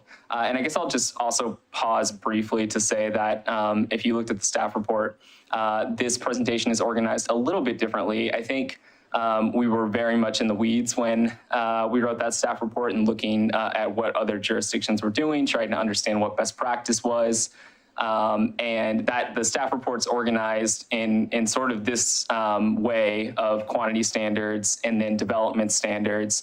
And we realized that if you're not swimming in that all of the time, that it's helpful to actually kind of divide it in terms of commercial and residential development. So that's how this presentation is structured. So if you notice that difference, hopefully it's for the best. Great, thanks. Yeah. And I think I'll just add that one of the reasons that we're still continuing down this path, we know we would normally do this when we do the TSP, right? This is the conversation, but we want to get ahead of it because we do have this gap in time. It's not going to be like 2 years before we get the TSP adopted, I would imagine. So in the interim, while we were waiting for the TSP to get going, we thought, well, we can tackle the bicycle parking standards because we can't require anything and our code needs to be cleaned up. We have some fundamental questions. So normally we do it TSP time, but we're doing it now since we have the opportunity and the need for it. We can let the perfect not be the enemy of the good. That's right. That's the idea, the hope. So starting with residential development, on the left-hand side, you can see what the code currently requires. And on the right-hand side, there's a list of the changes that we are currently considering. So again, for quantity, for residential development, it's a minimum threshold of 1-to-1, 1 space per dwelling unit. That we are not recommending any changes to that. In terms of development standards, what the code currently requires is that when you're building multifamily development or multi-unit development, 50% of the required spaces have to be located in a covered and secured location. You have to install permanent racks or hooks, and the spacing is a little bit different there. So if you're building something that has more than 20 units, it's 2.5 by 6.5. And anything below that, it's actually just 2 by 6. There are currently no standards for what wall-mounted hooks or stacked bicycle parking needs to look like. We don't have any dimensional standards. We don't prohibit it, but there's been an evolution in bicycle parking technology, and our code just doesn't really acknowledge that at all. So when a developer comes in and proposes, such as Axletree, that they want to provide some of their bicycle parking in a stacked format, staff don't really have anything to look at for guidance in terms of ensuring that that's actually functional bicycle parking. We also don't have any standards that tell staff or the development community what percentage of required bicycle parking can be provided in the dwelling unit versus in a bicycle room, for example. Theoretically, you could provide all of the required parking in dwelling units, which is not something that all jurisdictions allow.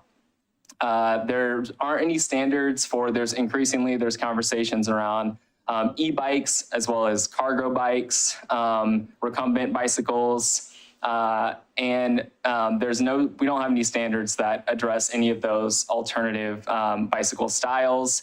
We also don't have any standards that necessarily guarantee that somebody who might have an accessibility challenge, say they can't lift their bicycle. We don't have any standards that say you can't do all hooks, for example. So, and then in addition, there are no minimum standards for visitor parking for multi-unit development. So there's no guarantee that we would get outdoor short-term parking. And there are we don't have any signage standards, which again is something that other jurisdictions have.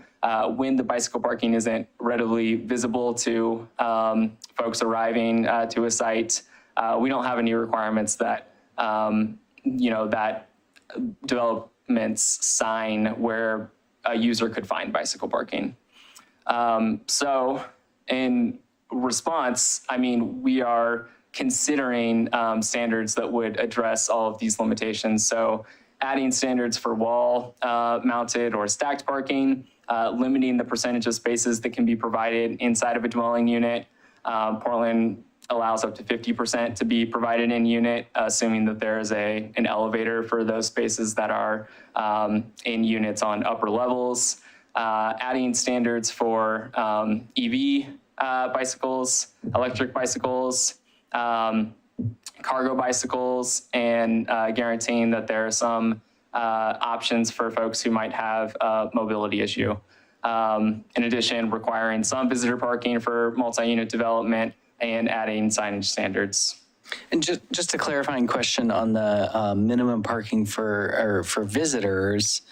Do we have currently any requirements, whether resident, multi-unit dwellings, where a building is getting built and that triggers the need to install staples curbside or anything like that?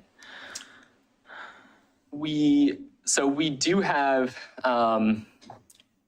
the way that the code is set up is it almost assumes that at least half of your required bicycle parking for residential development could be in a short-term style, could be located outside. So in that sense, we do have a standard, but it also doesn't say that development has to provide all of that as short-term parking, if that makes sense. There's nothing that precludes them from putting it all inside the unit. Okay. Or inside the building. Yeah, I guess maybe my question is not so much about for the tenants of the building, but again, thinking about visitors, do we have any kind of corresponding requirement for you're putting a new building in, this, your building is multi-unit dwelling, it's commercial, and based on that or the size of the building, you're gonna have to pay the city or install it yourself, staples in the right of way for visitors to park? Right. I don't think there's anything in terms of public facility improvements that I'm aware of. Yeah, I can look. Yeah. Check and get back with Work you. session, so there's a question to consider. Yeah. Great. Okay. Any other questions about this table? Not seeing any. Okay. So I think we have two sort of key questions on the residential development side for Planning Commission. The first being, is limiting the percentage or the number of required spaces that can be provided inside of a dwelling unit. Is that something that the city should be considering?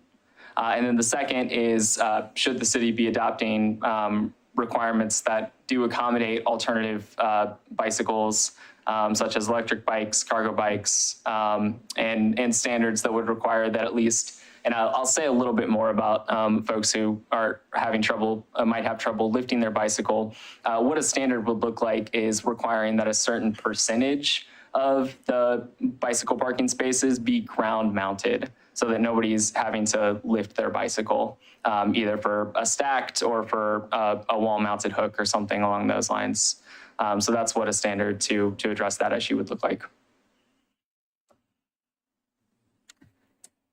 Jump on in. Yes and yes. All right. I think it makes sense that,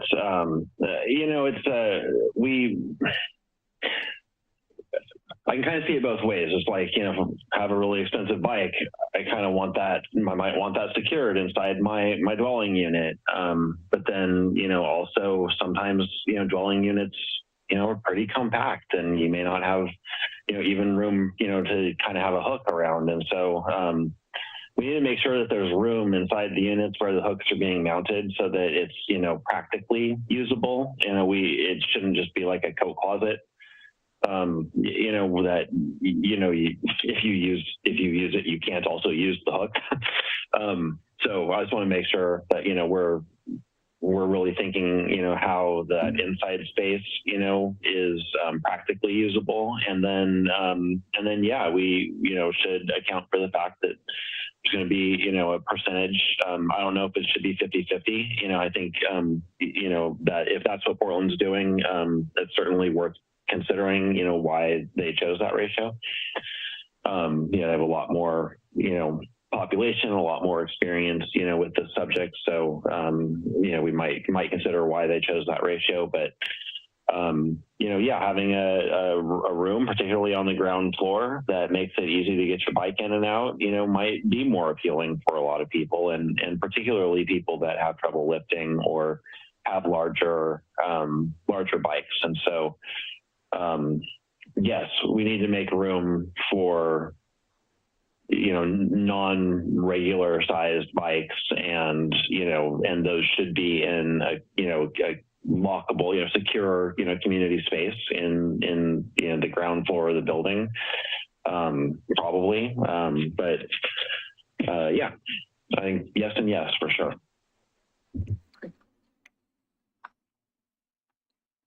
Thanks, Commissioner Edge.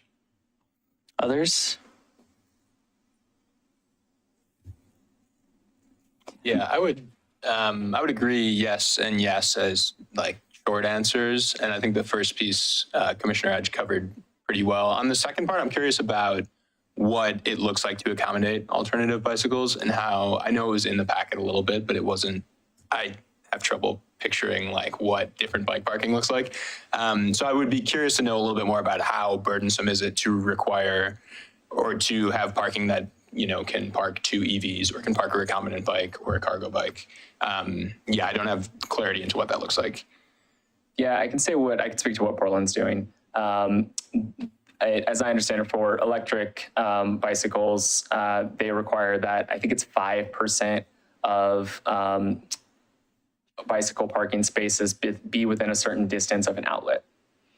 And then for larger bicycles, cargo bicycles, the spacing standards are just different. So they're increased in size from the 2 foot in width and 6 feet in length to be a little bit longer. I don't know the exact dimensions off the top of my head, but they're just bigger. Okay. Yeah. And I think it's 5% of spaces. And I do think that there's a threshold that it has to be a certain number of dwelling units. So there's an exemption for smaller projects. And I guess just speaking to sort of, I guess the tension here, and it was noted in the staff report as well, is just flexibility for developers that, I think there's obviously a lot of concern about housing affordability right now, and the accumulation of small development standards, which,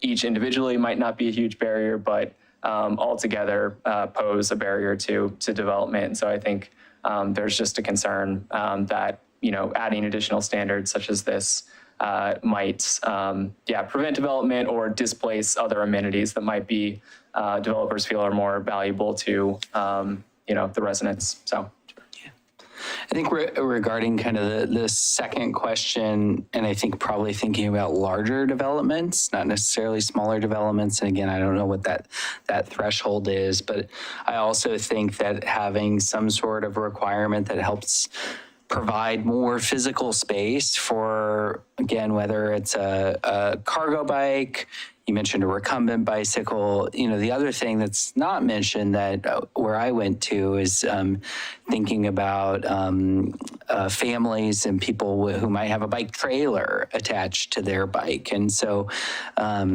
not to say we should design for that much space, but just thinking about, providing maybe some flexibility, again, within a physical space where someone doesn't have to like unhitch their trailer and squirrel it away. And again, not everybody is going to be in that situation. So in a big development, maybe you only need one spot that can accommodate that. But that's just another, I think, use case that I have personally experienced. So know that it's kind of an important thing to be thinking about. But I also appreciate kind of the thoughtfulness in terms of not wanting to add lots of extra costs to development. And I don't think any of us want to create a requirement that's not being utilized either.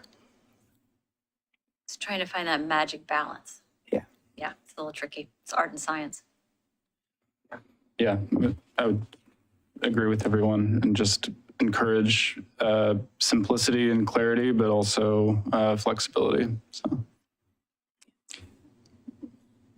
Anything else on this, or should Ryan move on? Josh? I'll just say real quick, Chair. I would agree with some of the other commissioners.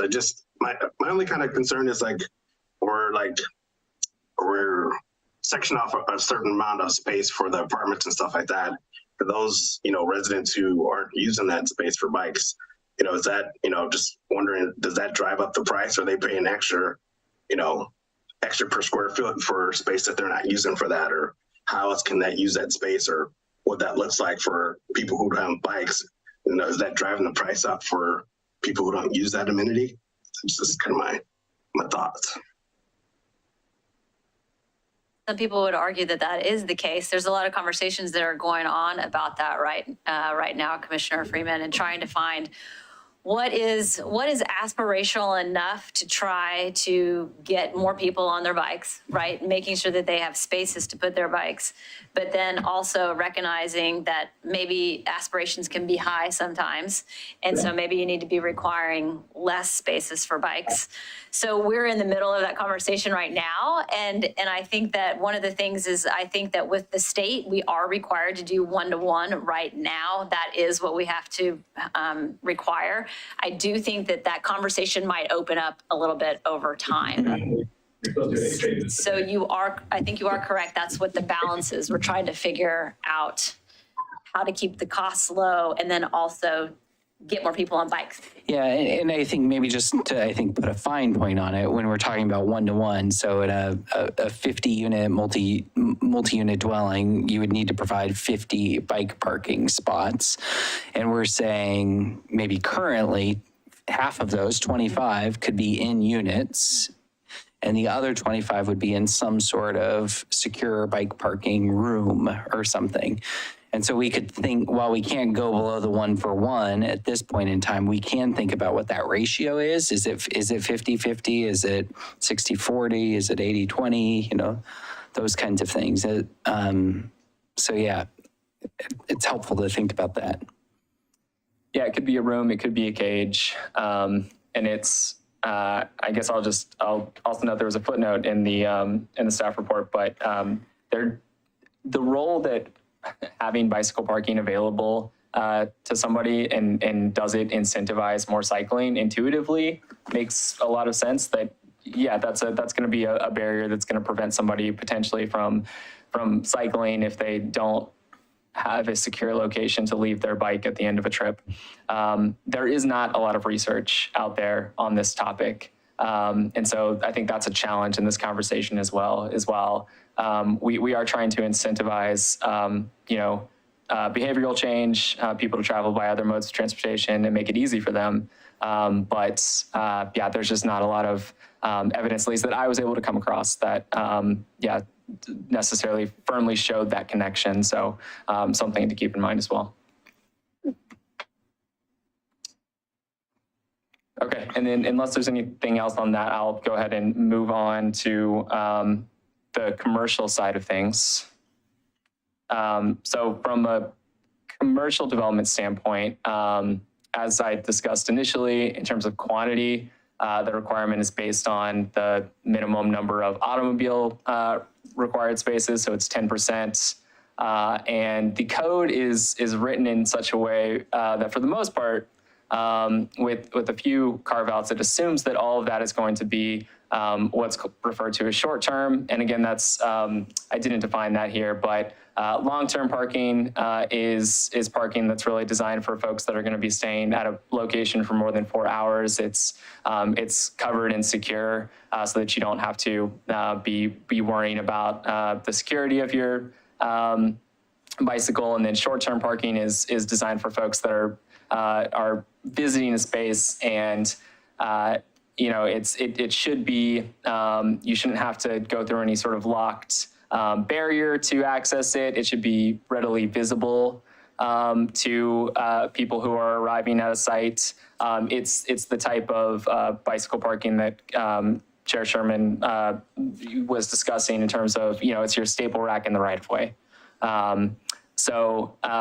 Currently we have a gap because of climate-friendly equitable communities when it comes to quantity requirements for commercial, but not just commercial. It's actually also industrial and any institutional development that happens in the city. There's that gap. So development standards, the location standards, I referred to this earlier, are geared towards short-term parking. So it assumes that all of your parking is going to be that readily accessible, in the right of way, or, on the property, but just near the entrance bicycle parking. And then we don't have standards for rack type. We do require that you install a rack that is, you can secure both the frame and one wheel. But we know from other jurisdictions and research that the type of rack that you install makes a difference. There are some rack styles that are less useful. Ribbon racks, I think I've mentioned to this body before, are one of those. Oftentimes you're not getting as many spaces because of the design and the fact that it can't support the bicycle at 2 points on the bicycle. But bicycles tend to fall over. And so your people will lock their bikes to this rack in a way that it isn't designed for. And so you're actually getting fewer spaces overall. So our code doesn't say anything about rack type in that way. Again, there's no signage for short-term parking. We don't have any specific standards for what bicycle lockers need to look like.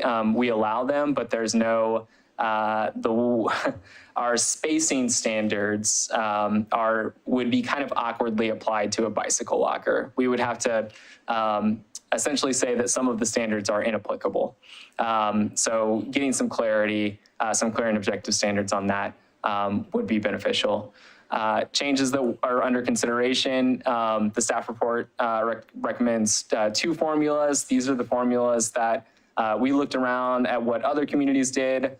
A lot of communities, it was somewhat opaque how they arrived at their minimum quantities, and many communities also just did what Milwaukie currently has, which is a certain percentage of the required vehicle parking.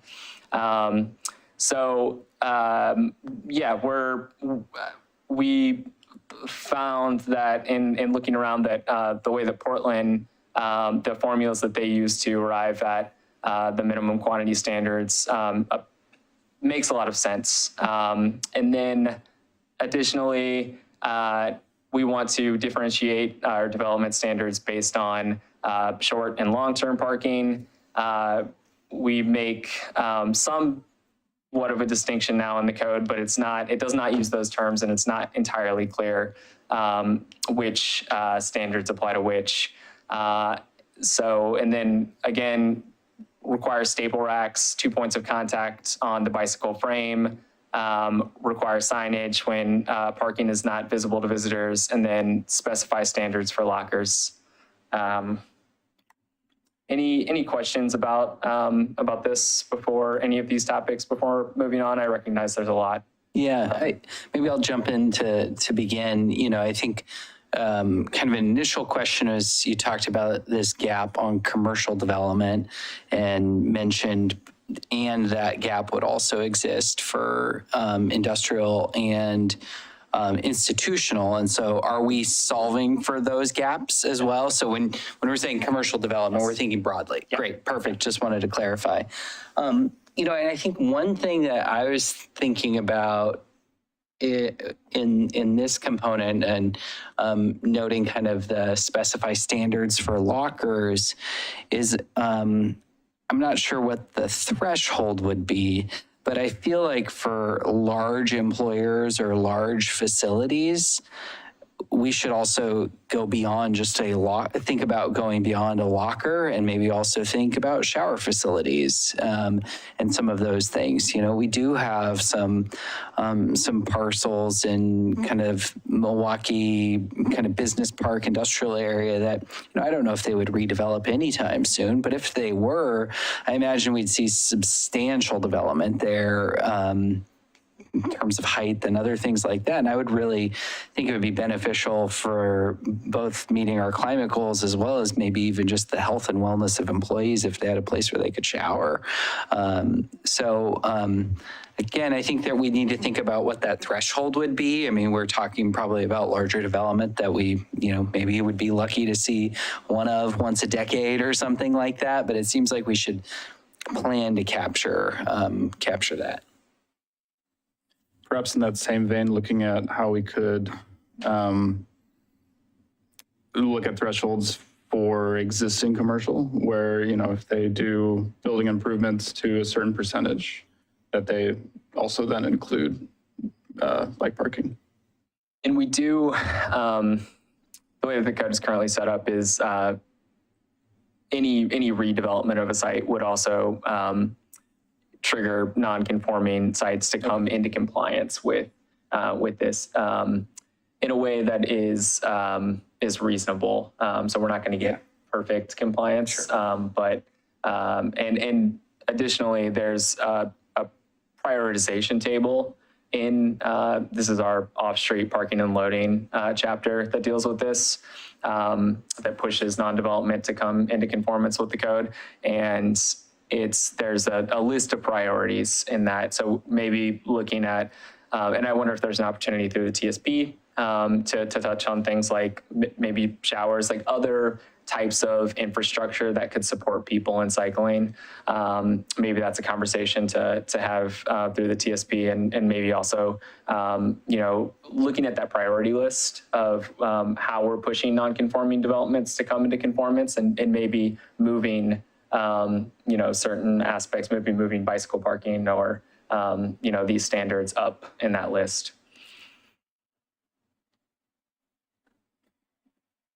What do other commissioners, any other questions or comments on this? Just a comment in favor of very clearly defining short and long-term parking, and making sure that larger residential developments, have short-term parking provided. Definitely. I think just on the long-term parking as well, which is probably more for employees than for visitors, but also just as you were kind of discussing on the residential side, I think thinking about access to those parking facilities, I don't know if would be a good solution, but thinking like, is there an exterior door that opens up right into the parking facility, or do you have to snake your bike through, hundreds of feet of hallway to get there? It seems like you'd want the former, not the latter. So I would just think about some of that as well. Yeah, I appreciate that. Yeah, we will. I think lastly, unless there are any other comments on this particular commercial table, I just wanted to draw some attention to the actual long-term bicycle parking quantity and short-term bicycle parking quantity equations. This was detailed in an attachment to the staff report. Were there any, so I won't get into it in depth were there any questions about it, any concerns, any comments? I think we do have a key question about it related to the commute mode split goals, which is an important driving variable in this equation, and is really a policy decision that as of now, I think ideally, this is something that and I think we will absolutely address it through the transportation system plan update. The city does not currently have mode split goals for any of its modes. So I think that's something that will happen through the TSP update. But in order if we are to in the interim adopt these equations, we would need to adopt some mode split goal for bicycling in the city. So, we don't have a lot of data on how many people make trips by bicycle in the city. The best that we have is from the American Community Survey, which says that currently, and it's specifically related to commuting, I think with the margin of error and in the generous direction, it's 1.2% of commute trips are made by bicycle in the city. That I think number with the margin of error goes down to something like 0.7% of trips are commute trips are made by bike. So there's that to consider. And as we were considering it, to ensure that we still got some bicycle parking from this equation, we thought that that 5% perhaps was an appropriate mode split target. There was still an aspirational element to it, but it also reflected, what we understand the city's current mode split to be for, at least for commuting. So again, this would be interim, but it is something, if we were to move forward with this as of now, that we would have to decide. Great. Commissioner Edge, you look like you have your finger on the unmute button, so I'll. Oh yeah, you bet. I'll let you jump. I mean, and I think just really briefly myself, I think that I'm fine establishing kind of a temporary target or a temporary goal, recognizing this is for bicycle parking math equation and not for overarching city policy. And I think hopefully the rest of the commission can get okay with that. So that's just my kind of probably my only comment, and we can now talk about numbers. And I'll turn it over to you, Commissioner Edge. Thank you, Chair. Yeah, I think the formulas are reasonable. And, really that key variable is, the policy goal, of what our mode split target is. And I think that, honestly, I really appreciate the letter, the comments that we received on this. It's not often we get comments from the NDAs on work session items, but we did about this one from Llewellyn. I think it was awesome, and I appreciate that they encourage us to, think a little bit more aspirationally about this number.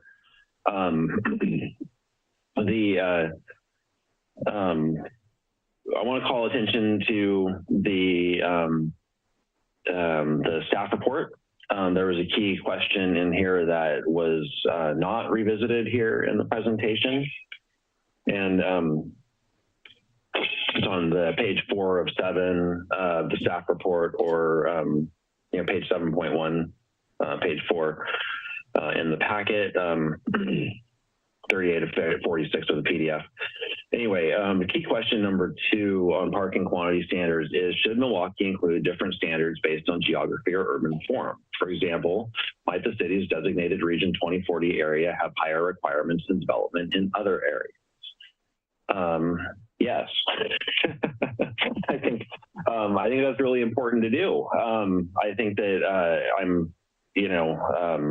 I'm glad this question was in the staff report since it was pulled out of the presentation. But I think this is the important thing to do, is that we establish, and I know that it's going to be temporary and it only has to last until we adopt the TSP, where we have a charge from comprehensive plan policies to adopt mode split target.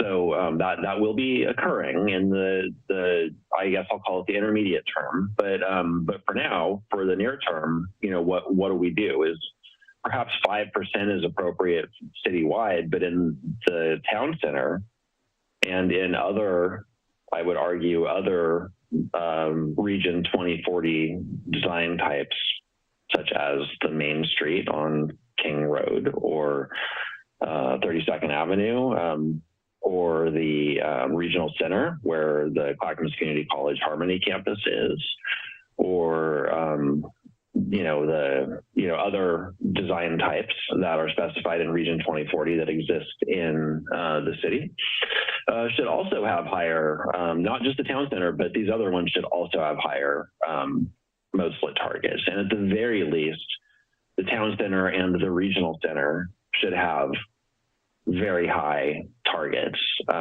It doesn't make any sense to me to decouple what our standards are in the regional center from the town center, since it's intended to be even more intense than the town center.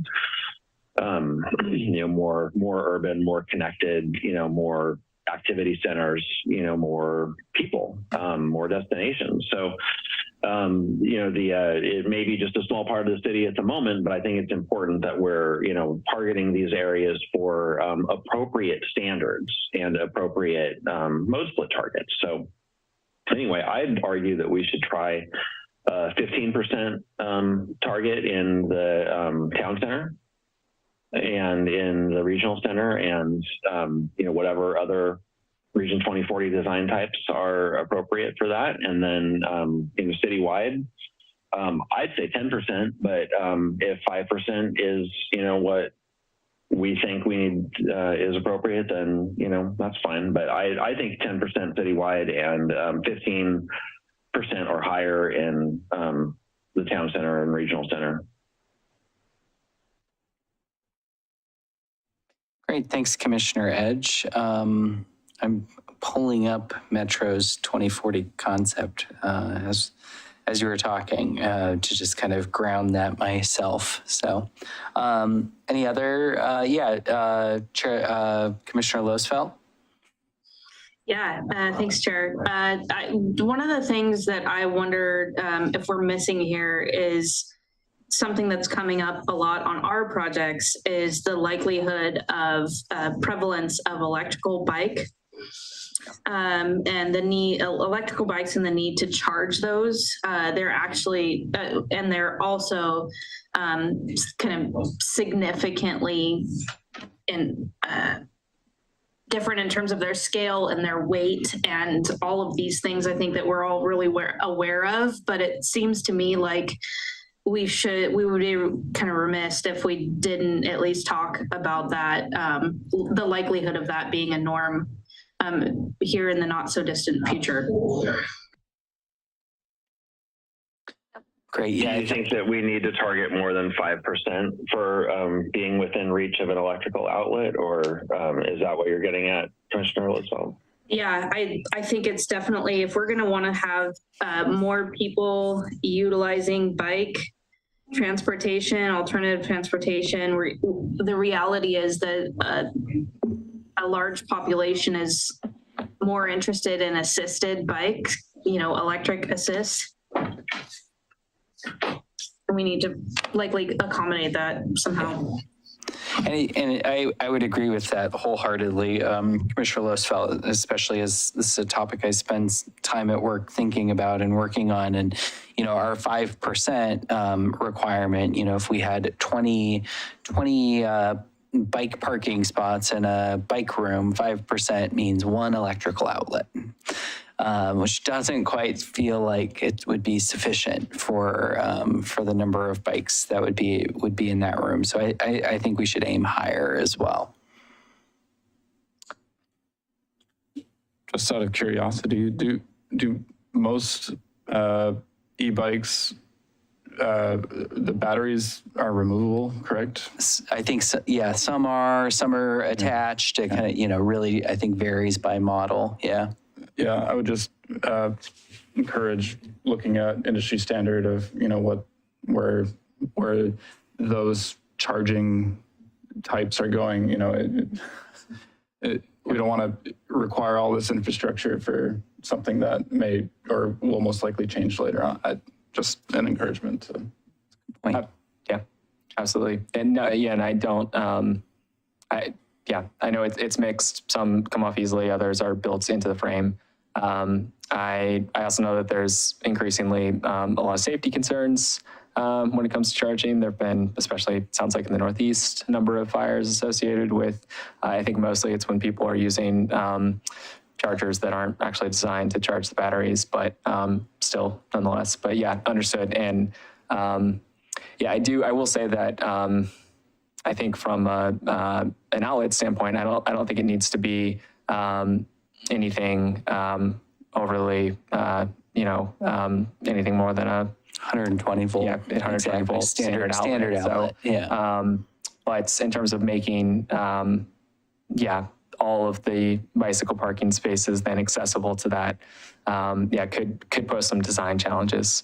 I'll also just comments that I appreciate Commissioner Edge's bringing up the having different standards based on urban form. That is something that Portland's code does do that I like. And I cut some of those key questions out of this discussion just again because I felt that we were maybe really in the weeds, that we had been spending a lot of time thinking about this, but maybe not everybody had been spending the same amount of time digging into all of those details. And so wanted to bring the conversation to the commission just on a higher level to get a sense of if we were going in the right direction. But I do appreciate that and the memory that the Harmony campus is actually located in the regional center there. So we'll take all of that into consideration. In addition to the electric, the need for accessibility to a charger. So appreciate all your comments. Ooh, and just one more design type to consider. There are station communities, and I know that there's only one station community that has actually been, like officially designated, but they're all informally designated as kind of being, well, particularly now with the climate-friendly and equitable communities, where the parking standards are modified within 3/4 of a mile of a light rail station or a rail transit station. We might start thinking in those terms about those being station communities, de facto station communities, and where around there's 3 stations that along the orange line that would create some station community, within the city. The Tacoma station, obviously the downtown, station, and then the Park Avenue station. All have, city, but, within 3/4 of a mile. And so, perhaps those station communities are good targets as well for higher mode split targets, because station communities are supposed to be well connected, with that station, and so that, and bicycling provides good last mile connectivity, or enhanced, I should say, last mile connectivity for stations. So anyway, so maybe the station communities are a good type to consider as well. Thank you. What's next? Final point I will make, one additional difference between the presentation and the staff report, and actually this staff report and the initial staff report that I think we had prepared and sent out this meeting, or this topic was scheduled for earlier in June, is a community engagement aspect to this project. We decided to remove the community engagement aspect, which was going to entail speaking with some folks in the development community, which we actually did end up doing some, and then doing a larger survey of the community about short-term parking, and then also a specific targeted outreach to folks that currently live in multi-unit development in the city. And I'll say that the reason, there were a few reasons that we decided to take that out, and we're obviously open to hearing other thoughts on this approach. But I think one was that frankly, we thought it might be challenging to hear from enough when it comes to the folks currently living in multi-unit housing. Much of the city's multi-unit, multi-family development actually occurred before the city had any bicycle parking standards. And so there aren't necessarily bicycle parking facilities, at least that were required by city code in those buildings. There are a few exceptions, Axle Tree, the North Main development, but in sort of talking to staff who have been here longer, that seemed to be somewhat of an obstacle, that there weren't a ton of people who could give us feedback that said, yeah, your standards are working or they're not working in these ways. So that was one reason.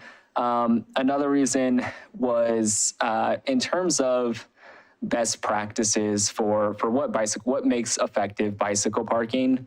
Portland went through a really robust engagement outreach process. They talked to a lot of people. They visited a lot of sites. They did surveys.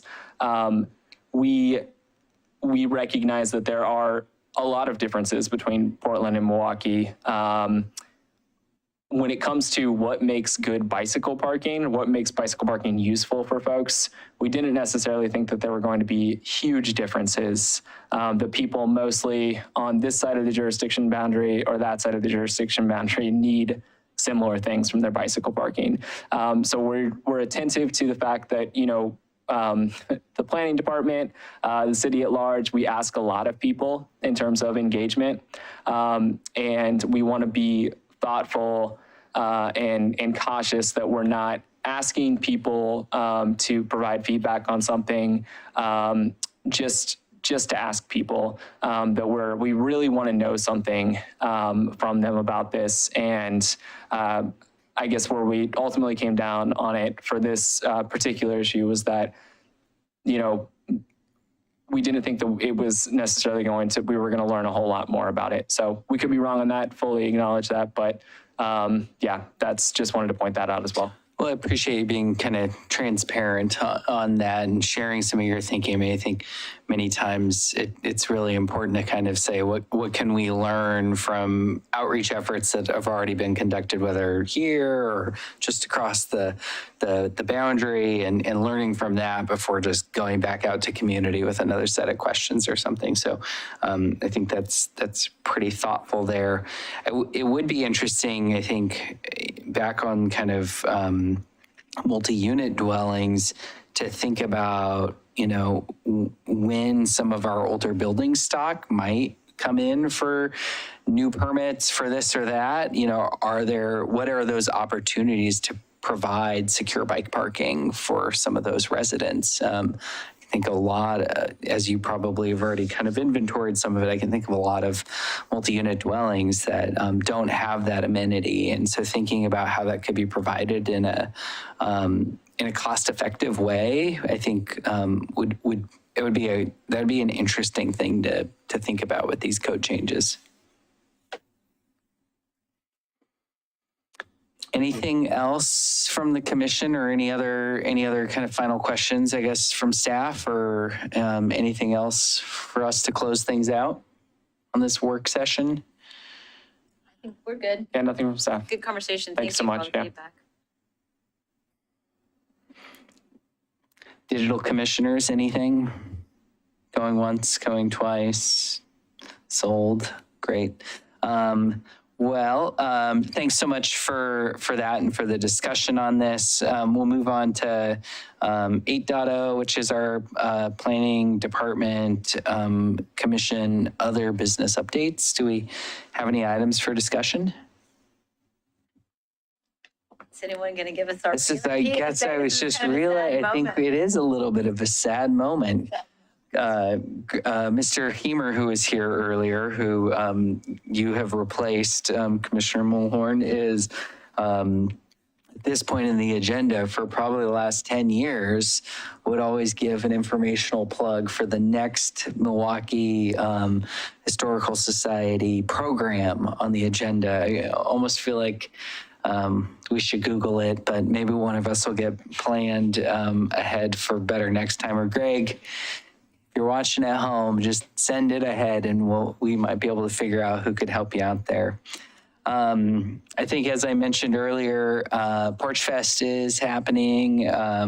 Get out on Friday, this upcoming Friday, 6 to 8:30 p.m. around town, and see some of the maybe close to 30 different performances that are probably going on, meet some new friends and some new neighbors. I know the farmers market is also in full swing on the weekends, another great place. I was just down on the river this weekend here at Milwaukie Bay, swimming at Elk Rock and sailing, and it's lovely, lovely out there. So get out and enjoy our natural resources if you haven't already. That's my pitch to you, Greg Hemer. Anything else? Hearing none, what's our forecast for future meetings? Forecast for future meetings, August 8th, we don't have anything at this time. And then on August 22nd, we've got hearing items for community service review for Balfour and Bowman Bray parks. And then just so one thing, I think you all are aware of this, but there's a big merger. Obviously, we're moving out of this building and we're moving from our planning building and we're all moving into City Hall in September. So the idea is to possibly try not to have a meeting on September 12th if we can. We don't know what applications will come in, but because we would have to maybe not have it here. It might have to be the library. Just going to be a lot of logistics going on. So that's just a heads up. September might be a little bit quiet, but I will keep you all in the loop. I'm quiet for this commission, not quiet for the people that are running around and moving their stuff from building to building. So we're canceling the 8th. Yeah. Great. I'm going to just do that right now. I think I would say for any members of the Planning Commission in terms of the meeting on the 22nd, I know summer vacation season is rapidly winding down, but please make sure to kind of share any quorum-related vacancies on the 22nd if you're not going to be around. And maybe if we can all be more thoughtful about that next year, just to give planning staff a better heads up when we are in and are out. And I'm setting that right now as a goal for myself. So we'll see if we can do that. Fantastic. Well, if there's nothing else, I'll entertain a motion to adjourn. Chair, I just have a real quick one question about, are we supposed to be having a joint meeting on August 1st with the City Council? Yeah, we sure are. That's next Tuesday. Thank you, Commissioner Freeman, for bringing that up. Yes, we are. I'm glad that you brought that up. Right now, I think it's scheduled for on the earlier side. I think I put it, it said 4 o'clock, 4:30. It's on the agenda for 4:30. Great. And that's here for those people. Is there a hybrid option as well? Yes. Great. Okay. Sorry, y'all, I won't be able to make that one. I'll be on one of those last attempts to get some vacation in before the kids go back to school. So you will be forgiven, Commissioner Losfeld. So have fun with whatever adventures you'll be on with your family. And we'll make sure to hold the line with Milwaukie City Council. Great. Well, if there's nothing else, I'll entertain a motion to adjourn.